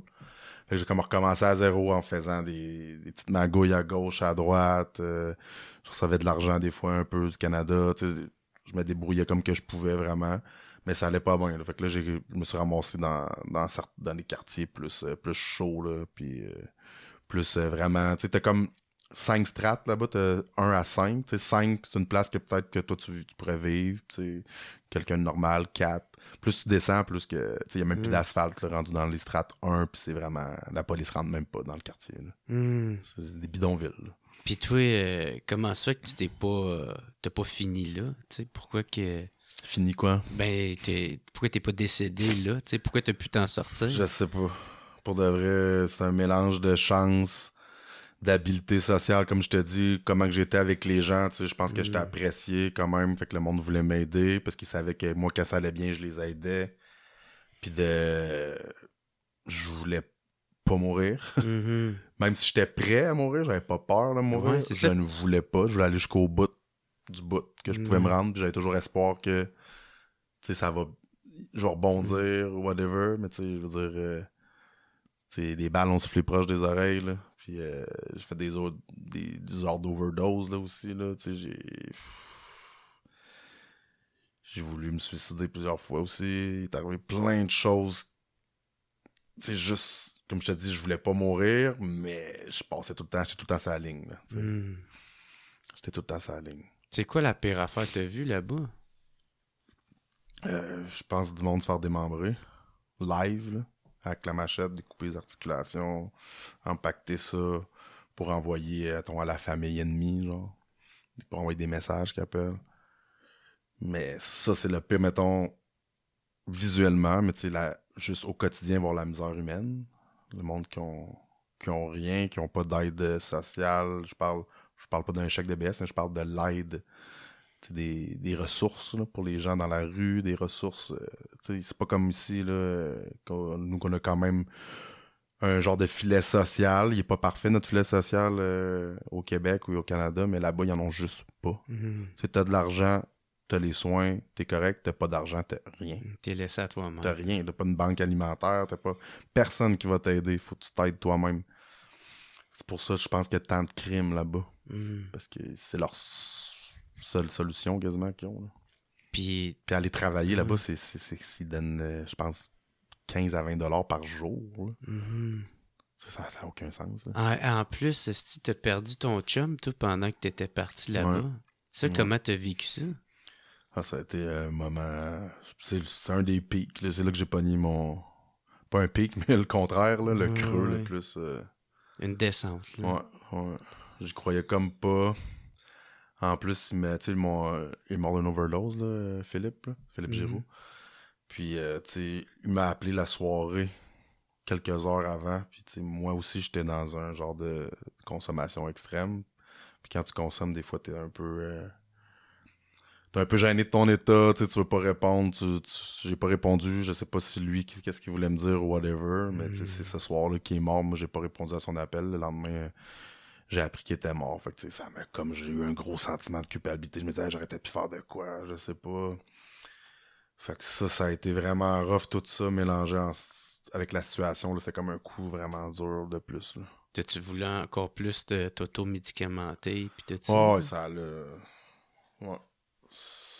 l'a vraiment donné un kick. Mais tu sais, il y avait j'avais toujours quand même un petit rebond. Tu sais, je veux dire, j'allais des journées, je consommais. Après ça, j'avais comme un petit regain. J'essayais de t'en sortir. de m'en sortir. Mais dès que j'avais un sentiment de stress qui revenait, ou une situation qui se passait, ou c'est parce que tu consommes beaucoup avec tes émotions. Tu sais, même juste des fois une bonne nouvelle ou de la joie, tu vas consommer, autant qu'une mauvaise. Fait que, tu sais, j'étais très, très fragile émotionnellement. Fait que tout de suite, je me garochais là-dedans. Là, ouais.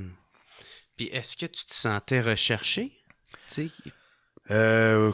Oui, parce que ben là, j'ai su par après qu'Interpol ils ont essayé de venir me chercher, mais ils n'ont pas eu un mandat. Fait qu'ils n'ont pas pu réussir à venir là. Mais tu sais, la police là-bas, puis l'immigration, surtout l'immigration, me courait souvent après, me faisait souvent arrêter. Puis la police aussi, dans le fond. Là. Mais tu sais, c'est très corrompu. Fait que tu sais, je payais tout le temps, puis ils me laissaient aller. C'est-tu un prix en particulier ou... Ça dépend de la police, puis ça dépend de pourquoi ils te pognent, là, tu sais. Chaque agent est différent. Ouais, puis tu le vois dans sa face. Il y en a qui tu vas lui donner juste 5$, puis c'est bien en masse, puis il y en a qui vont te vider jusqu'à 1000$. Là. Ils savent, là. À un moment donné, il y en a 2 polices qui me spottaient. Je venais juste d'aller chercher de l'argent. J'avais reçu. Puis ils m'ont vidé. Je donnais au début, tu sais, 20$, 50, 100. Non, on t'embarque, t'es dans la marde, puis ils me mettaient de la pression. On t'envoie à l'immigration, on te retourne au Canada, t'es dans la marde. Ils savaient que t'étais je pour continuais, payer. J'avais genre 800$ peut-être sur moi, là. En canadien, là-bas, c'est genre 2 millions, là. 2 millions de pesos, ça. Je donnais, puis quand j'avais plus rien, là, j'ai dit, là, je donne mon dernier, là, j'ai plus rien, j'ai dit, ok, c'est beau. Ils savaient exactement comment j'avais sur moi, dans le fond. Je sais pas, ils ont peut-être eu un in avec c'était un... Comment ça s'appelle? Western Union. Peut-être qu'il y avait un... C'est très corrompu, tout est corrompu. Ils savaient. Ils m'ont laissé... Ils m'ont vidé au complet. Puis il y a des fois, tu donnes juste 5$, puis... Ben correct. Les autres 5$, ça doit être beaucoup. C'est quand même pas pire, ouais. Tu sais, une police, je pense, gagne 300$ par mois, là. Là-bas, ouais. Fait que s'ils donnent un 20$, là, c'est plus que sa journée de salaire, là. Fait que là, toi, c'est quoi? T'étais-tu tout le temps dans la même ville ou Je me promenais beaucoup. Je me promenais beaucoup quand même, mais tu sais, il y a des villes que j'ai faites. J'avais comme des bases, là. J'avais des appartements. J'avais un appartement à Manette, Santa Marta. Ça, c'est dans les Caraïbes. Ça, c'était beau. Ça, c'est d'un bon moment, j'allais là. La plage, puis tout. Puis... Sinon, j'ai vécu beaucoup à Toulouse puis à Cali, ça s'appelle la province Valle del Cauca. On rit, on dit, le monde, ils font des jeux de mots, c'est la vallée de la coke, là, Vallée del Cauca. Fait que là, j'ai vécu 3 ans à peu près sur mes 5 ans. Mais le reste du temps, je me promenais beaucoup, je faisais beaucoup de villes. J'ai fait le tour de la Colombie 2-3 fois, là. J'ai été dans toutes les villes, Medellín, Bogota, toutes les plus grosses villes, puis tous les petits villages là, que le monde ne connaisse même pas. Là. Plus ça, c'était-tu stratégiquement pour pas te faire repérer? Ouais, souvent, à la fin surtout. À la fin, je changeais de ville à chaque mois parce que l'immigration arrivait. Parce que, tu sais, mettons, dans les 4 premières années, l'immigration, c'est les autres sont quasiment plus... Pour moi, en tout cas, c'était plus épeurant l'immigration que la police. Que la police est achetable, l'immigration aussi. Mais la police, tu sais, il y a une autre étape. La police, tu peux faire de quoi, après ça, ils t'emmènent à l'immigration. Mais l'immigration, c'est les autres qui décident s'ils te renvoient ou pas, tu sais. Puis moi, j'étais illégal, là, c'est 3 mois un visa, là. Moi, j'ai fait 5 ans, là. Fait que j'ai fait 4 ans, 9 mois illégal, là-bas, dans le fond, là. OK. Fait que l'immigration, dans les 4 premières années, ils m'ont peut-être contrôlé 1 ou 2 fois par année. Puis, tu sais, hey, t'as pas le droit d'être là. Je dis, ouais, je vais refaire mon visa. Tu sais, je donne un petit quelque chose. Mais dans les derniers 5 à 6 mois, je te dis, là, à chaque semaine, fait qu'ils me suivaient. Parce qu'en plus, je faisais des trucs là-bas, tu sais, un peu spécial. Tu sais, je me ramassais dans des villages que c'est juste la guérilla qui allait là. Fait que c'est pas normal qu'il y ait un touriste là. Fait que, tu sais, ils me suivaient, là, ils me suivaient vraiment.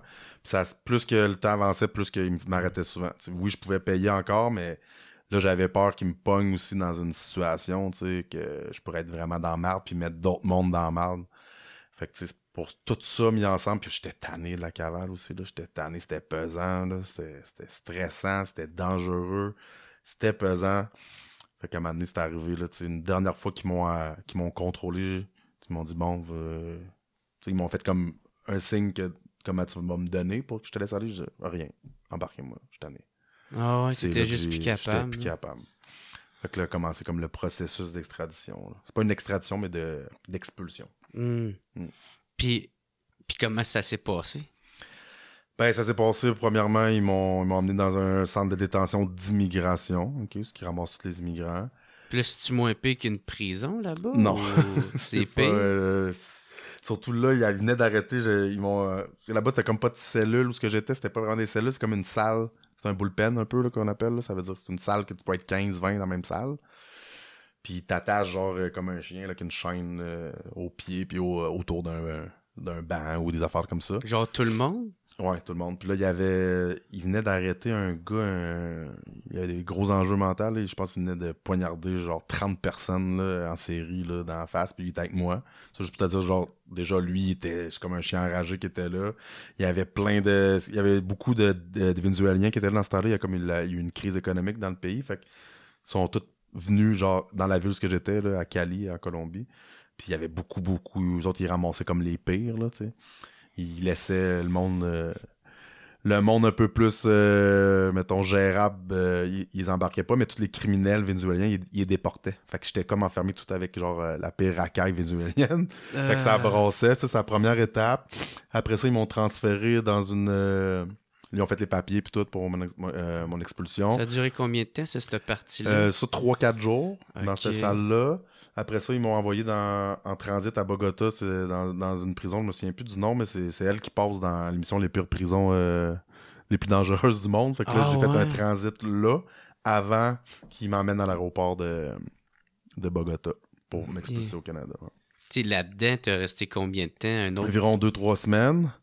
Puis là, ben, tu sais, j'étais chanceux encore. Là, j'étais rendu que je parlais très, très bien espagnol. Fait que, tu sais, je pouvais quasiment me faire passer pour un Colombien si je voudrais, là. Tu sais, t'as une place en Colombie que le monde ils ont les yeux de couleur, puis ils ont la peau claire. Ça s'appelle, comme Manizales, ça s'appelle. Tu sais. Okay. Je parlais bien. Fait que, tu sais, je pouvais me débrouiller. Je me faisais pas comme spotter en tant qu'étranger. Mm-hmm. Puis en plus, je tombais avec des gars que je connais, des petits sicarios que je te parlais. Ils étaient à la même prison. Ah ouais? Ah, bien sûr. Hey, tu devais être content si tu ouais. d'en voir. Ben, tu sais, au début, j'étais pas avec eux, mais à un moment donné, je les ai trouvés. Mais tu sais, même avant ça, j'étais correct. J'avais un peu d'argent. Là-bas, comment ça fonctionne? Si t'as de l'argent, tu payes pour avoir une cellule, tout seul. Sinon, c'est comme son 15 dans la cellule, où tu dors dans le corridor avec des hamacs et des trucs de même. Tu sais, plus que tu payes, plus que t'es bien logé. Puis faut que tu manges. Là-bas, ils te fournissent un petit bol de riz de même, un petit peu d'huile, puis des fèves, là, tu crèves de faim. Là. Fait qu'il faut que tu achètes de la bouffe, faut que tu aies du monde de l'extérieur qui vienne t'amener à manger. Puis même juste pour dormir, tu sais, t'es comme, mettons, dans les rangées, dans les wings qu'ils appellent, t'as des hamacs. T'as 3 étages d'hamacs.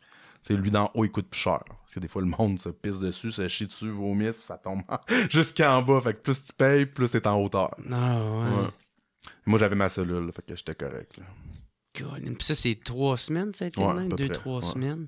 Ouais. Puis, fait que ça s'est quand même bien déroulé, là. Ça s'est bien passé pour moi. Il n'y en a puis... pas qu'à essayer de... Non, j'étais avec les bonnes personnes encore une fois, tu sais, puis de la bonne attitude, puis la chance aussi. T'avais-tu peur quand t'étais arrivé là? Et comme je t'ai dit, quand j'étais là-bas, j'étais vraiment pas en mode... J'ai peur. Tu sais, là, je m'en rends compte plus tard. Hey, mon Dieu, j'aurais dû avoir peur, mais là, j'étais comme... J'étais dedans à fond, là, tu sais, je veux dire, j'avais vu bien pire là, que la prison, là, tu sais. Ouais. J'avais vu vraiment pire. Tu me dis ça tout à l'heure, puis je fais comme oui, continue avec tes questions, là. Je suis comme un peu abasourdi, là, Chris. Puis, fait que là, c'est ça, de 2 semaines là. Puis là, t'étais-tu content de partir de là? Tu sais, de...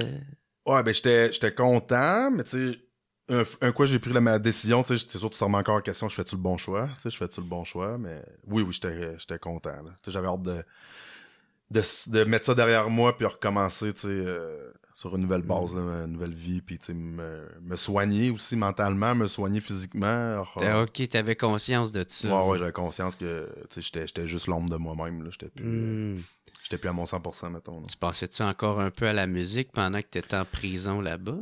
Ben, plus que je me rapprochais d'ici, plus que là, c'était ça mon plan, tu sais, parce que je voulais récupérer ma place, je voulais récupérer ma passion, tu sais, ça, que la seule chose que toute ma vie, j'ai jamais perdu, tu sais, la flamme, c'est la musique. Fait que, ouais. Puis Chris, ton chum, il est en train de tout péter. Ouais, mais ça, je m'en rendais pas trop, tu sais, je le voyais un peu de loin, mais je m'en suis vraiment rendu compte quand je suis sorti de prison ici, là, que, tabarnak.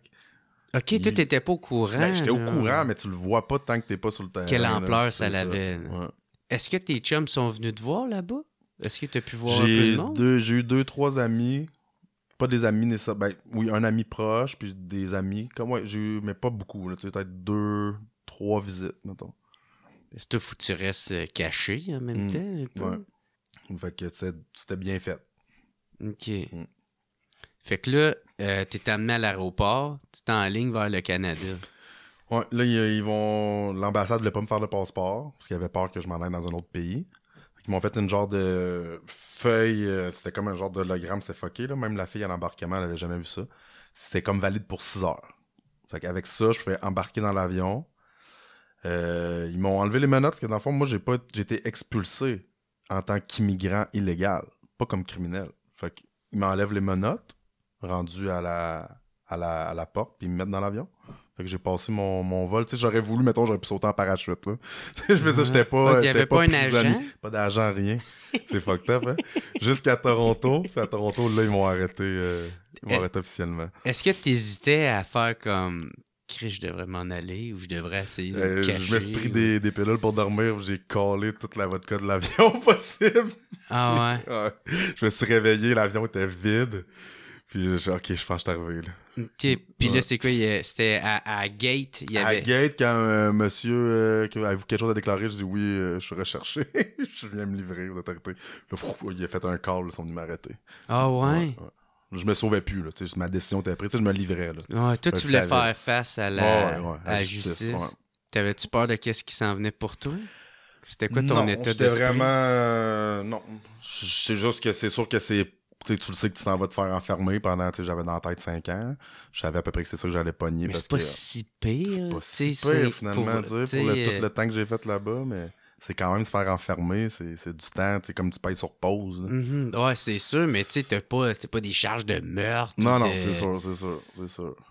Mais tu sais, moi, j'avais tout le long que j'étais là-bas, j'avais espoir que mes affaires allaient débloquer, puis je pourrais faire peut-être une vie là-bas. Là, en Colombie. Ah ouais, c'est ça, oui, c'était ça, moi, mon but. Mais est-ce oui. que tu voulais devenir Pablo? c'est mon but, c'était ça, là, moi. Je veux dire, parce qu'il y a eu des bons moments, puis il y avait des belles opportunités pour moi là-bas pour que ça n'a pas fonctionné. Mais tu sais, tôt ou tard, je disais, je vais revenir, payer ma dette, pis tout, mais tu sais, je voulais pas revenir les mains vides. Je sais pas si tu comprends, je veux dire, tu sais, oui. calé que je reviens, je vais repartir à zéro. C'est une grosse décision. Ça m'a pris du temps à prendre, cette décision-là, puis à un moment donné, j'ai dit, OK, là, c'est assez. Là. Puis pourquoi ça a pas fonctionné, là-bas? Pour plein de raisons. Tu sais, il est arrivé, je peux pas vraiment donner de détails, mais il est arrivé un gros fuck avec un associé là-bas qui est parti avec beaucoup d'argent. Il est arrivé des amis à moi qui sont fait tuer là-bas. Il est arrivé plein d'affaires là, qui a fait que ça a pas marché. Là, mais OK. C'est une bonne chose, je pense. Ouais. Parce que je serai encore là-dedans. Puis qu'est-ce qui ça m'a fait réaliser des affaires, ça. Puis quand t'as catché justement que ça se passera pas de même pour toi là-bas? Ben là, c'est là que je faisais c'est là que j'étais en mode survie vraiment. Okay. Quand les grosses affaires marchaient pas, là, j'étais en mode survie, puis je combattais juste avec mon je reste, je m'en vais me faire enfermer, ou je reste libre ici, mais dans la marde. C'est un combat perpétuel. Là. Une journée, oui, tu vas t'en aller, l'autre journée. Fait que tu sais, l'élément déclencheur, ça a été vraiment. Là, l'immigration me court de plus en plus après, je suis de plus en plus tanné. Tu sais, il y a une fois, j'étais dans un bon mood. Ils m'ont arrêté, j'ai dit, OK, c'est ma chance. C'est comme, tu sais, le faire tout seul, aller me livrer, ça aurait demandé. Là, j'étais là, tu prends ta décision là. J'ai juste eu à dire non au pot de vin, dans le fond, puis c'était parti. Là. Je l'ai embarqué dans l'autobus, dans ma tête. Là, puis le processus était déjà plus enclenché avec l'immigration qu'avec la police, j'imagine. Oui, puis tu sais, j'avais essayé plusieurs tentatives d'aller me faire des papiers, d'aller faire... Parce que j'avais perdu mon passeport là-bas. Moi, j'avais même plus de papiers m'identifier, là, dans le fond. Là. Mon ex-conjointe avait déchiré mes papiers. Fait que j'étais vraiment, là... Tu sais, j'aurais pu mourir là-bas, je m'aurais jamais identifié, là. Tu sais, ça aurait pris... tu sais, j'étais vraiment comme un inconnu là-bas, là. Fait que tu sais, j'avais essayé des démarches avec l'ambassade, ils voulaient pas, parce qu'il y avait peur que je me sauvais dans un autre pays. Tu sais, j'ai essayé de faire la technique normale. T'es allé dans une ambassade canadienne? Ils ont essayé de me faire arrêter par la police colombienne. Ils ont dit non, il a rien fait ici, lui, on l'arrête pas, tu sais. Estimine. Tout arrive là pour... En même temps, j'ai compris un peu, là, tu sais, mais t'es comme, fuck you, j'en reviens plus, man. Ça allait encore essayer de m'arrêter. C'est ça, fait que... Tu sais, j'avais déjà fait un chemin dans ma tête sur plusieurs mois, tu sais. Au début, j'avais essayé avec un avocat d'immigration, ça n'avait pas marché, ça, j'ai essayé par moi-même, ça n'a pas marché, fait que tu sais, j'avais déjà des démarches. Tu sais, je le savais, je le préparais, mon retour quand même, tranquillement, mais tu sais, sans jamais être game de le faire. Là. Puis là, quand t'es arrivé devant le juge, ça s'est-tu bien passé? Ben, j'ai plaidé coupable direct, fait que ça s'est très bien passé. Il y a eu un accord... Ils sont accordés pour la sentence. J'avais déjà mon co-accusé, tu sais. ça fait comme jurisprudence. Il a déjà eu pogné ce temps-là, fait que je pogne le même temps. Ils peuvent pas me donner vraiment plus. C'est mon co-accusé. Fait que... Et ça, ils t'ont pas mis sur le dos ta cavale? Non, parce que c'est pas une... ça aurait été une évasion. Là, t'as une charge, mais ils m'ont juste pas arrêté. Là. C'est eux autres qui m'ont pas arrêté. J'aurais pu, j'ai pas fait semblant que je savais pas que j'étais sous mandat. J'aurais pu juste, moi, décider de déménager. Hein? Hey, voyons donc! Moi, ça! OK, fait que là, tu t'en vas en prison, puis en prison, je pense que c'est là que t'as eu... tu as voulu changer de vie, carrément. Le chemin s'était déjà fait dans ma tête. Avant, je voulais. Jusque-là, la prison, c'était l'outil. Parce que là, je suis coupé. Tu peux en prison continuer à consommer, tu peux continuer à faire des mauvais choix de vie, mais là, j'ai l'outil. Cher. Oui, mais il y a moyen. Okay. Il y a moyen de magouiller aussi en prison, faire de l'argent. Là. Tu peux faire beaucoup d'argent en prison là, si t'es moindrement wise. Là. Mais là, j'ai l'outil. Je suis enfermé, j'ai rien à faire à part prendre soin de moi. Je peux m'entraîner, je peux arrêter de consommer. J'ai même tout arrêté, la cigarette, whatever, la drogue. Je me suis entraîné. J'ai beaucoup réfléchi, j'ai fait des programmes, des thérapies, beaucoup d'auto-psychanalyse moi-même. J'écrivais beaucoup, je lisais beaucoup. T'es-tu dans un pen? Ouais, je suis dans un pen. Un pen, qui est cette fois-là. J'allais au cégep, en prison. J'ai commencé une couple de cours de cégep. Je m'ai tout mis de mon bord vraiment pour repartir à zéro. Puis ça m'a vraiment fait du bien. Puis je le dis, je le répète souvent, moi, la prison, ça m'a sauvé la vie. Parce que ça me fait un stop à ma descente aux enfers, si on veut. Puis y en a-tu qui venaient te faire chier en prison, qui venaient t'essayer? Non, ça a bien été. Il y a beaucoup de monde que je connaissais, il y a du monde qui me connaissait mon histoire, puis ça a bien été, pour de vrai. Puis j'imagine si t'es tranquille... Ouais, tu sais, il arrive, comme je te dis, ça arrive des petits essayages, mais tu sais, 99% du temps, ça a super, super bien été, là, tu sais. Mais si toi, tu veux être tranquille, puis quelqu'un vient t'essayer... T'as pas le choix. T'as pas le choix de répondre, tu sais, je veux dire... Ou sinon, ils vont tout le temps continuer. Ouais, faut pas que tu te laisses faire, c'est sûr. Faut pas que tu te laisses faire. Fait que tu gardes la tête haute. Ouais, tu gardes la tête haute, t'essaies de régler le problème le mieux que tu peux. Ouais. Puis si les autres veulent poursuivre ça, t'as pas le choix. T'as pas le choix. Ouais. OK. Mais j'imagine, si tu veux pas faire chier les gardiens, ils doivent pas te faire chier non plus avec ça. Non, c'est sûr que tu essaies de faire ton temps le plus... Ça dépend de ce que tu veux faire. T'sais, si tu fous la merde arrive. Là. Mais moi, mon but était très précis là, dans ma tête. C'est que moi, là, je fais mon temps le mieux que je peux. Puis je ressors du site le plus vite possible parce que la vraie vie, c'est dehors. La vraie vie, c'est pas en dedans. Puis j'ai déjà assez manqué de temps. Ça fait déjà 5 ans là, que je suis plus là.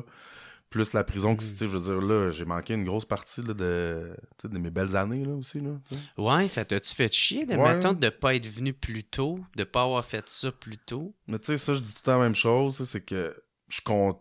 Oui, mais non, parce que je suis content d'avoir vécu, même si j'ai vécu l'enfer, mais cet enfer-là fait la personne que je suis là présentement. Fait que ça, c'est de l'expérience de vie, c'est du vécu de vie qui me permet, qui m'aide beaucoup dans mon travail que j'ai aujourd'hui, puis qui m'aide beaucoup à comprendre des choses puis à pas refaire de mauvais choix.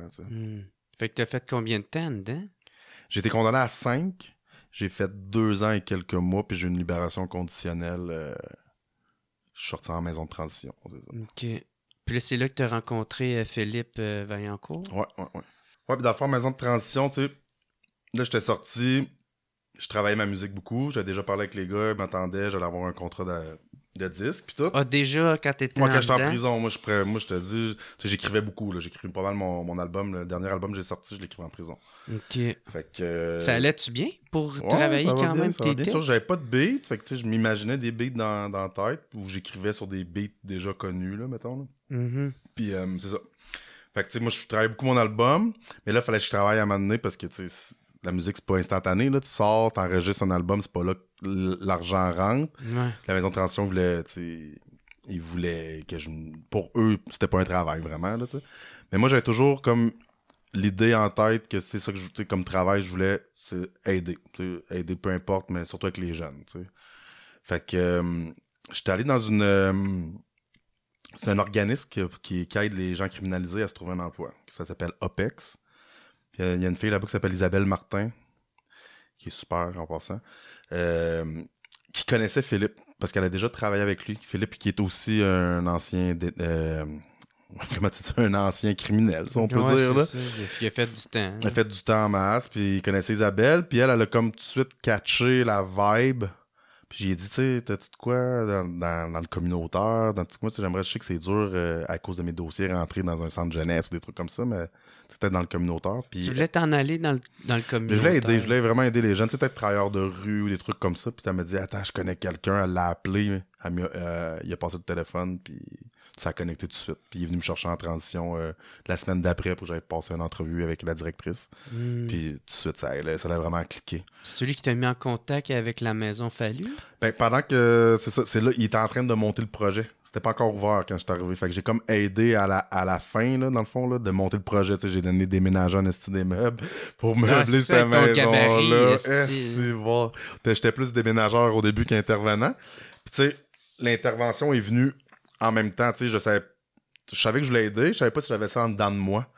Puis, tu sais, avec les premiers jeunes qui sont arrivés, tu sais, au début, je donnais des petits ateliers d'écriture. Tu sais, on a un groupe de jour aussi, là, à la maison Stéphane Fallu, qui est un service de POSA. POSA, c'est l'organisme communautaire. C'est 2 bâtisses, une à côté de l'autre. Fait qu'il y a des groupes de jour, tu sais, des jeunes qui viennent la journée, tu sais, suivre des ateliers, apprendre comment faire un CV, apprendre à faire des budgets, tu sais, la base, là, de la vie un peu. Puis, moi, je donnais des ateliers d'écriture. Fait que là, j'ai commencé à intervenir un peu avec des jeunes, puis là, j'aime ça, puis ils se sont rendus compte que c'était bon, man. Fait que là, quand il y a eu des premiers jeunes, des résidents de la Maison Fallu, tu sais, je faisais avec Philippe, j'étais comme son partner d'intervention, puis tout, puis j'ai appris avec lui. Puis, tu sais, c'est un naturel, ça, je pense que c'est comme tu l'entres dans toi ou pas. C'est sûr, j'ai pas une des formations officielles au début, mais là, j'en prends tout le temps. J'ai fait des formations de travail de rue, je fais des formations sur le suicide, des santé mentale. Tu sais, chaque petite formation qui passe, je vais la faire pour mettre des outils dans mon coffre, mettons. Là, si en on veut, même temps, toi, je pense que t'as la plus belle expérience. Ben, je pense que le vécu parle beaucoup aux jeunes parce que souvent ils sortent de centre jeunesse puis ils sont. Je dis pas que tous les intervenants c'est comme ça, là, mais tu sais, il y a des intervenants qui sortent de l'école puis qui ont jamais fumé un joint de pote, là, puis ils savent même pas de vraiment la réalité dans laquelle le jeune est. Puis c'est pas nécessairement avoir vécu la même chose que le jeune, mais juste avoir vécu quelque chose. Tu comprends? T'sais, moi, j'ai pas vécu, mettons, je sais pas, de l'inceste dans ma famille ou j'ai pas vécu, je suis pas orphelin, tu sais, mais je peux comprendre la détresse puis le sentiment de ce jeune-là qui a vécu ça, tu sais. T'sais, j'ai pas vécu moi j'ai vécu beaucoup de consommation, mais j'ai pas vraiment d'enjeux de santé mentale, mais je peux comprendre quand même l'état de détresse quand tu es en état de consommation grave, mais tu développes beaucoup de problèmes enjeux mentaux, tu sais. Mais déjà que tu as un vécu, tu sais, ça peut amener plus à vouloir se confier ou faire comme je pense que ben, je pense que lui va être capable de me comprendre un peu. Ben, je peux pas parler à leur place, mais c'est ce qu'ils me font sentir, puis c'est ce que tu sais qui me disent des fois, tu sais, je veux dire, ton vécu, tu sais, ça me parle, puis je suis content de pouvoir parler avec toi, puis surtout ceux qui sortent du centre jeunesse, qui sont un petit peu des petits délinquants, tu sais, ils savent que moi j'ai passé par là, fait que tu sais, ça crée des liens plus faciles, je pense. Puis là, tu peux donner un bon exemple, là, aussi. À ne pas faire. Ouais, c'est ça. Mais tu sais, la façon dont je le fais, je dis pas fais pas ça, je te dis juste, moi j'ai fait ça, check que ça a donné, tu sais. Puis des fois, ils vont dire, ouais, mais là, tu sais, ça marche ta vie, ça va bien tes affaires. Je dis, ouais, mais moi, j'ai été très, très chanceux, puis il est arrivé telle affaire, puis je veux dire, j'ai une chance sur 1 million que peut-être d'être là, tu sais. Je peux te nommer le nombre de personnes qui ont pas... autour de moi qui sont morts, là, tu sais. C'est ça, là, tu sais. Puis, c'est sûr, quand tu parles à ces jeunes-là, justement, c'est comment? C'est-tu difficile des fois? Tu sais, des fois, est-ce que tu te vois en eux? Est-ce que comment ça se passe? Tu sais? Oui, ben, je me vois beaucoup en eux. Puis, tu sais, il faut que tu apprennes à te détacher un petit peu, mais pas trop non plus. Mais ça dépend, tu sais, des affaires qui vont venir me chercher plus que d'autres. Là. Mettons que je vois qu'il y a un jeune, je n'aimerais pas son nom, mais j'ai un exemple, il y a un jeune qui a beaucoup de potentiel. Puis, il venait d'arriver à la maison, puis il a reçu beaucoup d'argent, puis je l'ai dit, tu devrais faire attention à cet argent-là, parce qu'il y a un héritage, mettons.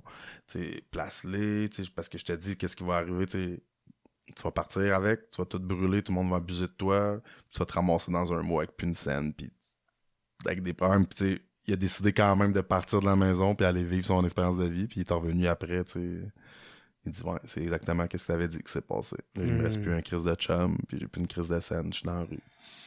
Fait que, tu sais, ça me fait mal. C'est parce que, tu sais, mais d'un côté, à son âge, j'aurais fait la même crise d'affaires. Recevoir un montant de même, je n'ai eu, là, comme j'ai fait une coupe de passe, puis c'est ça que je fais. Tu tu vas dans un club, tu payes la traite à tes chums, que tu penses que c'est des chums, là. Ouais. Tu te rends compte que quand t'as plus d'argent, c'est plus des chums. Fait que tu sais, ça fait mal un peu, mais je veux dire, ça fait partie du cheminement, mais moi, je fais du mieux que je peux pour... des fois, ça marche. Des fois, il évite. Ah, cette petite niaiserie-là, ça a marché, il m'a écouté. Celle-là, non. Mais juste le fait, des fois, de l'avoir prévenu d'avance, puis ça y arrive après. Ah, s'il avait raison, la prochaine fois, je vais l'écouter. Ouais, c'est ça. Je pense que c'est ça. Est-ce que des fois, tu as le syndrome du sauveur, là? Tu veux sauver tous les jeunes, puis tu le prends à cœur? Ben, ça, c'est le travail que tu dois faire. C'est que c'est pas de tes enfants, t'es pas leurs parents. Tu agis comme une figure un peu de, je dirais pas paternelle, mais sur laquelle ils peuvent se fier. Faut que tu sois capable de jouer avec la ligne, avoir un lien avec eux sans non plus que tu peux pas toutes les sauver. Puis toi, tu fais ce que tu peux, tu donnes les outils que tu peux, mais après ça, c'est à lui la tête. Tu peux pas aider quelqu'un qui veut pas s'aider non plus. Fait que le syndrome du sauveur, il est là, c'est quand souvent tu veux aider du monde qui veulent pas se faire aider. Fait que faut que tu mettes tes limites. Là. C'est ça qui est dur. Mais ça se fait. Puis là, toi, tu réussis quand même bien parce que là, tu m'avais conté, t'es allé faire un show là, pour la Maison Fallu, ramasser de l'argent. Ça, c'est très positif en ça, soi. C'est allier mes deux passions, dans le fond. Ouais. Allier mon travail avec ma passion. Puis en plus, les gars sont venus Soulja, Farfadel, Rhymes. On a... Même Fallu, il a rappé. Fallu, il a rappé, c'était très drôle. Le petit bon Jack. On a dit comme année qu'on allait se faire un échange. Je vais y écrire une toune, puis il va m'écrire un numéro d'humour. Okay. Ça serait vraiment cool. Peut-être l'année prochaine. Ouais. Fait que on a ramassé 18 000 en une soirée, puis c'était un show que c'est sold out en 4 jours. Fait que là, c'est sûr, avec Soulja en plus en tête d'affiche. On était tous comme... On a tout fait... on a fait chacun 20 minutes, puis à la fin, on a fait une demi-heure, tous les gars ensemble, parce qu'on a plein de tunes ensemble, mais... Ça s'est très bien vendu, le monde, ils ont aimé ça, puis on a ramassé de l'argent pour la bonne cause en plus. Puis ça, 18 000, ça l'aide comment, ça? Ça l'aide beaucoup? Ben là, cet argent-là, c'est un projet qu'on a plusieurs projets, hein? Fait que là, ce projet-là, cet argent-là qu'on ramasse les levées de fonds présentement, c'est pour bâtir un aile à la maison. On va l'agrandir pour recevoir des filles. Parce que là, présentement, on a juste 6 garçons. Okay. Mais les filles aussi en ont besoin d'hébergement. Parce que dans le fond, les jeunes, là, souvent, ils sortent de la DPJ, des centres de jeunesse ou des foyers. Dès qu'ils ont 18 ans, ils tombent plus une crise de ressources. Il n'y a rien. Là. T'as des auberges jeunes du cœur, des trucs dans le même, mais juste t'as pas de suivi, t'as pas de... D'endroits comme la maison Stéphane Fallu, il n'y en a pas. Il n'y a pas de transition. Il n'y a pas de transition, c'est comme... Vas-y, man, débrouille-toi, man. T'impoignes tes sacs, va-t'en. C'est un peu comme quand tu sors de prison. C'est ça, là. Tu sors de prison, donne tes sacs. Let's go, bonhomme. Fait que si t'as pas de famille, souvent c'est ça, là, les jeunes, ils ont des familles très dysfonctionnelles, sont orphelins, leur père les battait, ou même pire que ça, là. Puis souvent, c'est ça, ils ont même pas de famille. Tu sais, quand t'as une famille, ça va. Tu peux te débrouiller, ou des bons amis. Mais souvent, ils ont grandi en centre jeunesse, des années, ils se sont fait dire quand se lever, quand aller aux toilettes, quoi manger, quoi dire, quoi ne pas dire. Puis là, go, toi, t'es dans... Vas-y, débrouille-toi, mon homme. Ils sont dépaysés total. Là. Pourquoi il n'y en a pas plus de maisons je sais comme pas, ça? Man. Je sais pas. J'ai aucune idée. Parce qu'il me semble que c'est un peu ça le but d'essayer des rescapés avec qui se mettent à être antiproductifs. Parce que là, toi, t'es rendu productif pour la société. Tu t'aides du monde, tu payes tes impôts. En tout cas, j'espère. Ça fait bizarre, par exemple. Mais tu sais, t'es rendu productif pour une société, t'aides le monde. Fait que, tu sais, pis ça, c'est parce que t'as décidé ou t'as été pris en charge, t'as voulu faire ce côté-là de ton bord, tu sais. Je pense que c'est un vieux modèle, tu sais, je sais pas, je suis pas un expert là-dedans, là, mais mon feeling, c'est que c'est un vieux modèle, c'est institutionnel, tu sais. Les autres, ils doivent penser, ou ils ont déjà pensé que c'était, le centre jeunesse, c'était à ça que ça servait. Ça les formait à la vie, parce qu'ils ont des intervenants, ils ont des trucs, mais tu sais, c'est pas la vraie vie, là, enceinte, là. C'est pas la vraie vie, vivre dans une cellule avec d'autres jeunes qui ont des problèmes. Tu sais, je veux dire... Ouais, t'as pas une expérience grandie. Non, c'est ça. Il manque une transition, tu sais. C'est une prison pour jeunes. C'est sûr qu'il y a des unités plus ouvertes, là, que sont pas... Ils ont le droit de sortir, avoir des permissions, d'aller voir leur famille ou d'aller, je sais pas, travailler, des trucs comme ça. Mais les unités fermées, là, c'est une prison, là. Carrément. En tout cas, tu sais, ça les prépare pas non plus, c'est ça, t'arrives pas là à faire comme « je suis super encadré, puis je suis prêt à travailler. Je pense que c'est le fait de grandir là-dedans. Surtout ceux qui sont là depuis qu'ils sont jeunes, ils grandissent entre 4 murs. Tu sais, ils connaissent juste ça, tu sais. C'est pas comme quelqu'un qui a grandi normalement dehors, puis là, il rentre en prison, tu sais, il sait c'est quoi. Quand il sort, il y a plus de rappeurs. Mais lui, il a grandi, tu sais, il n'a jamais été chercher une carte de guichet, il n'a jamais été travailler, il n'a jamais été faire son épicerie, même pas avec ses parents, tu comprends? Ouais, il sort de là, il est déjà en mode survie. Il est habitué, c'est l'heure de manger, midi, la bouffe, elle arrive, je veux dire, c'est l'heure d'aller prendre sa douche parce que je me le fais dire, c'est ça. Ben, c'est triste, mais en tout cas, au moins, c'est plus... Sur une note plus positive, c'est cool qu'il y ait ça. Là, ça en prendrait plus. Je pense que c'est dans nos projets, on voudrait en mettre... partout, mais c'est dur le financement. Fait que c'est pour ça qu'on fait des levées de fonds, c'est pour ça qu'on va chercher de l'argent le plus possible dans nos événements, puis des trucs comme ça, puis des dons, puis des trucs comme ça. Comment vous faites pour avoir de l'argent, justement? C'est un organisme communautaire, c'est subventionné, okay? Mais la part du gâteau est minime, fait qu'il faut vraiment pallier avec des levées de fonds. Justement, Philippe, encore, c'est un pro de l'événementiel. Là, il fait des gros événements. Des fois, ça va des galas de lutte, des shows d'humour. D'ailleurs, ça serait cool de t'avoir sur un prochain. Je sais pas si c'est tant de qu'est-ce que je dis dans mes shows. Mike Ward est venu. Ponquette. C'est un peu de trash. Là. C'est pas pour les jeunes, le show. Le show, c'est pour des personnes qui donnent l'argent. Du moment qu'ils vident leur cash, je vais être content. Mais je viendrai avec plaisir. Ou même le gala de lutte. Là. Ça devrait être cool. Pas comme artisan, là, mais comme lutteur. Spectateur, je serais bien content. On va venir crier de la merde. Bien chaud. Fait que c'est ça. C'est que les levées de fonds, puis des dons, puis c'est de même. Fait que c'est très dur, le communautaire. C'est pour ça, au moins, on est content d'avoir un bon porte-parole qui est Stéphane Fallu pour faire rayonner la maison. Ça aurait été la maison Jean-Paul. Peut-être qu'on aurait moins d'exposure, puis ça serait plus difficile d'aller chercher des noms, tu sais. Des dons, pardon. Ouais. Puis là, c'est ça. Là, si on en revient plus à ta musique, parce que là, pendant que tu as travaillé, que tu t'en venais dans ce volet-là plus professionnel, mais tu as toujours ta musique, ou est-ce que là, tu as sorti ton album Mauvais Ange, c'est ça? Ouais, sorti, ça va faire 1 an et demi à peu près. Fait que... T'as des bons chiffres, je t'ai allé checker. Ouais, ça va bien, je suis content. T'as une couple de tunes là, de 300 000 vues. Là, puis... l'album... toute plateforme confondue, est à 5 millions d'écoutes. Chris, c'est bon. Là, les clips, on est à pas loin de 2,4 millions. Là, les chiffres, c'est pas important, mais oui, c'est important parce que si t'as des chiffres, ton label, ta maison de disque est contente, puis elle te permet de refaire d'autres albums. Puis aussi, je suis content, le monde est... Moi, je fais pas de la musique pour les chiffres, pour l'argent, zéro pour de vrai, mais c'est le fun quand c'est apprécié, puis qu'il y a du monde qui se déplace dans tes spectacles, puis que... moi, je vis un peu le rêve, là, parce que, comme je te dis, je savais pas l'ampleur que... nous, on est partis, ça commençait... Quand je suis parti, je veux dire, ça commençait à vouloir... Tu sentais que ça allait éclater, puis je veux dire, exploser. Puis Kev, Soulja, ça a parti sa carrière, puis moi, je suis sorti de prison, il m'a tendu la main, il m'amène avec lui, je fais toutes les tournées avec lui, je fais souvent ses premières parties, j'ai des chansons avec lui, je fais tous les plus gros festivals, c'est la vie que je rêvais quand j'étais jeune. Là. Puis là, je suis en train juste de bâtir mon volet à moi, ma carrière à moi, puis le monde m'a pas oublié, man. C'est partir 7 ans, là. T'as-tu peur de ça, justement? Que le monde soit pas au rendez-vous? 100%. Mais je savais qu'il y avait un buzz pareil à cause de mon histoire, je me le faisais dire, le monde t'attend en esti, là. Fait que le monde, là, après ça, la pression à switch, est-ce que je vais livrer la marchandise? Est-ce qu'ils m'attendent? T'imagines, ils m'auraient trouvé. J'aurais sorti, puis ça aurait été poche. Tu te mettais bien de la pression. Puis je m'en mets encore à tous les jours, mais je pense que c'est important pour pouvoir te dépasser, de garder un certain standard de réussite. Là. Est-ce que t'as peur d'être dans l'ombre de Soulja des fois? Non.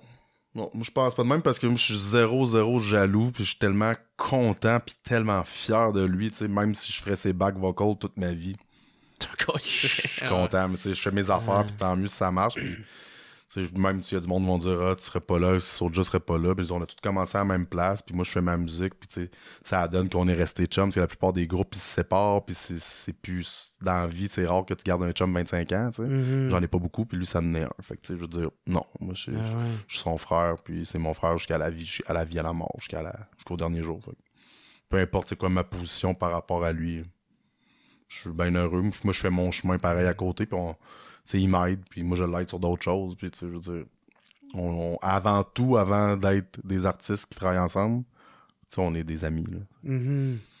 Puis c'est ça, toi, tu devais être content quand t'as vu que ça a explosé. C'est quand t'as catché, justement, que ça avait explosé. C'est en revenant... Ben, je le voyais un peu. Mais moi, c'est vraiment le premier show qui m'a emmené, là. C'était MTLUS. Je venais de sortir, là, ça faisait genre 2 mois. Puis je suis venu faire une chanson. Puis là, j'ai vu tout le monde qui avait là. Puis là, quand j'ai embarqué, j'ai vu que le monde me connaissait. Puis et c'était... Pouf! Ah ouais? J'ai capoté. Puis après ça, tout l'été, les gros festivals, j'étais rouillé, là, moi. Là. Genre, Puis toi, tu catchais pas pantoute qu'est-ce qui s'en venait, là. Non. Je savais qu'il y avait de quoi, mais tu sais, tant que tu l'as pas vu... Ouais. Ça reste juste des paroles. Ça reste des paroles. Puis le sentir, tu sais, quand t'allais au Franco, puis il y avait, je sais pas, 30, 40 000 personnes en avant de nous autres. Le Sandbell, comment t'as vécu ça? Ah, ça, c'était fou. Mais là, j'étais dérouillé. Ça fait pas si longtemps que ça. Là. Ça faisait 1 an et demi, à peu près, que je tournais. Là. Fait que, mais c'était fou. C'était un feeling... on a fait des spectacles devant plus de gens, des 20, 30, 40 000 personnes. Mais là, on était peut-être 10 000 au Sandbell, mais c'est mythique, là. C'est le Sandbell, tu sais. Qui aurait cru un jour qu'il y aurait du rap québécois dans le Sandbell? Puis que moi, je serais sur la scène. Moi, j'aurais pas cru ça, tu sais. Puis que tu serais pas en cavale. Fait que là, moi, je souhaite un Sandbell à Soulja. Je pense que c'est le prochain à faire son Sandbell. Ouais, parce que là, c'était comme 7e ciel. Ouais, c'est ça, c'était plein d'artistes. Il y avait autant Manu Militari qui était là. Ah, si, moi, je trippe sur Manu. Ah ouais, il est hot, Manu. Calice. Chic type, en plus. Moi, j'étais un asti de gros calice de femme. Ah ouais, je te comprends. Il y a une plume incroyable. Je l'ai invité souvent à venir, puis j'y ai jasé, puis j'ai catché après pourquoi, là, tu sais, qui en fait juste pas, lui, d'entrevue. Ouais, il en fait pas d'entrevue. Mais tu sais, jasé avec, Oh, il est fin, man. Ouais. Ben, dans la fois, j'avais été voir sa conférence. OK. Puis après, j'étais comme une groupie. Je voulais pas estimer de faire, aller pogner une photo, pis tout ça. Puis ma blonde était comme, vas-y pareil, oui. tu sais. J'étais comme, non, c'est... Tu sais, j'ai juste dit, hey, c'est moi le gars qui t'invite tout le temps. Oui, je t'ai reconnu, ça va bien, man. Puis, en tout cas, bref. Ouais, ça. Puis là, avec ta musique, est-ce que ça t'a aidé à tourner la page sur ton ancienne vie? Tu sais, avec tout le beau là, qui est arrivé, tu sais, ta job, le fait de t'aider le monde, ta musique, ça pogne. Ouais, pour de vrai, j'ai jamais été aussi heureux dans ma vie, je pense, je peux dire. T'sais, tout marche. C'est sûr, je dors pas beaucoup. Je suis occupé, puis tu sais, ça y va, mais quand je prends le temps de m'asseoir, puis de penser, je dis, tabarnak, tu sais, je fais pas la grosse vie comme avant, tu sais. Mais je suis heureux, je fais juste des affaires que j'aime, man, puis j'ai pas de stress, j'ai pas T'as pas checké en arrêt de ton épaule. Non, tu sais, c'est sûr, je suis encore en liberté conditionnelle, mais je veux dire, je trouve pas que le cadre il est restreint parce que je fais les choses. Comme, tu sais, j'ai rien à me reprocher, fait que c'est... Juste avoir rien à se reprocher, ça soulage, puis en plus, je fais juste des affaires que j'aime, puis je sens que je donne, puis j'apporte de quoi de positif aux gens. Fait que ça, c'est autant valorisant que faire beaucoup d'argent ou que avoir le gros char de l'année, là. Je sais que dans une entrevue, t'avais dit que t'avais longtemps pensé à être maudit. Ouais, il y a tellement d'affaires qui m'arrivaient, mais tu sais, en regardant ça, c'est le contraire, man. Je serais supposé être mort au moins 1000 fois dans tout ce que j'ai passé au travers, man. Fait que dans le fond, je me suis moi-même maudit, je pense, en prenant des mauvais choix puis tout, mais il y a quelque chose, il y a quelqu'un à quelque part qui a fait, hey, pas tout de suite. T'as d'autres choses à faire. Fait que t'as assumé tes mauvais choix, dans le fond. Voilà. Mais en tout cas, mon gars, vraiment cool, Christian Dion, man. Merci beaucoup, Dion. C'est fucking nice, mon gars. T'as un esti de beau parcours, malgré tout, là, tu sais. Tu sais, tous ces mauvais choix-là, mais man, qui t'ont mené à être quitté aujourd'hui, puis là, tu sais, tu continues à donner, puis à redonner, puis à donner de ton temps, puis de ton expérience.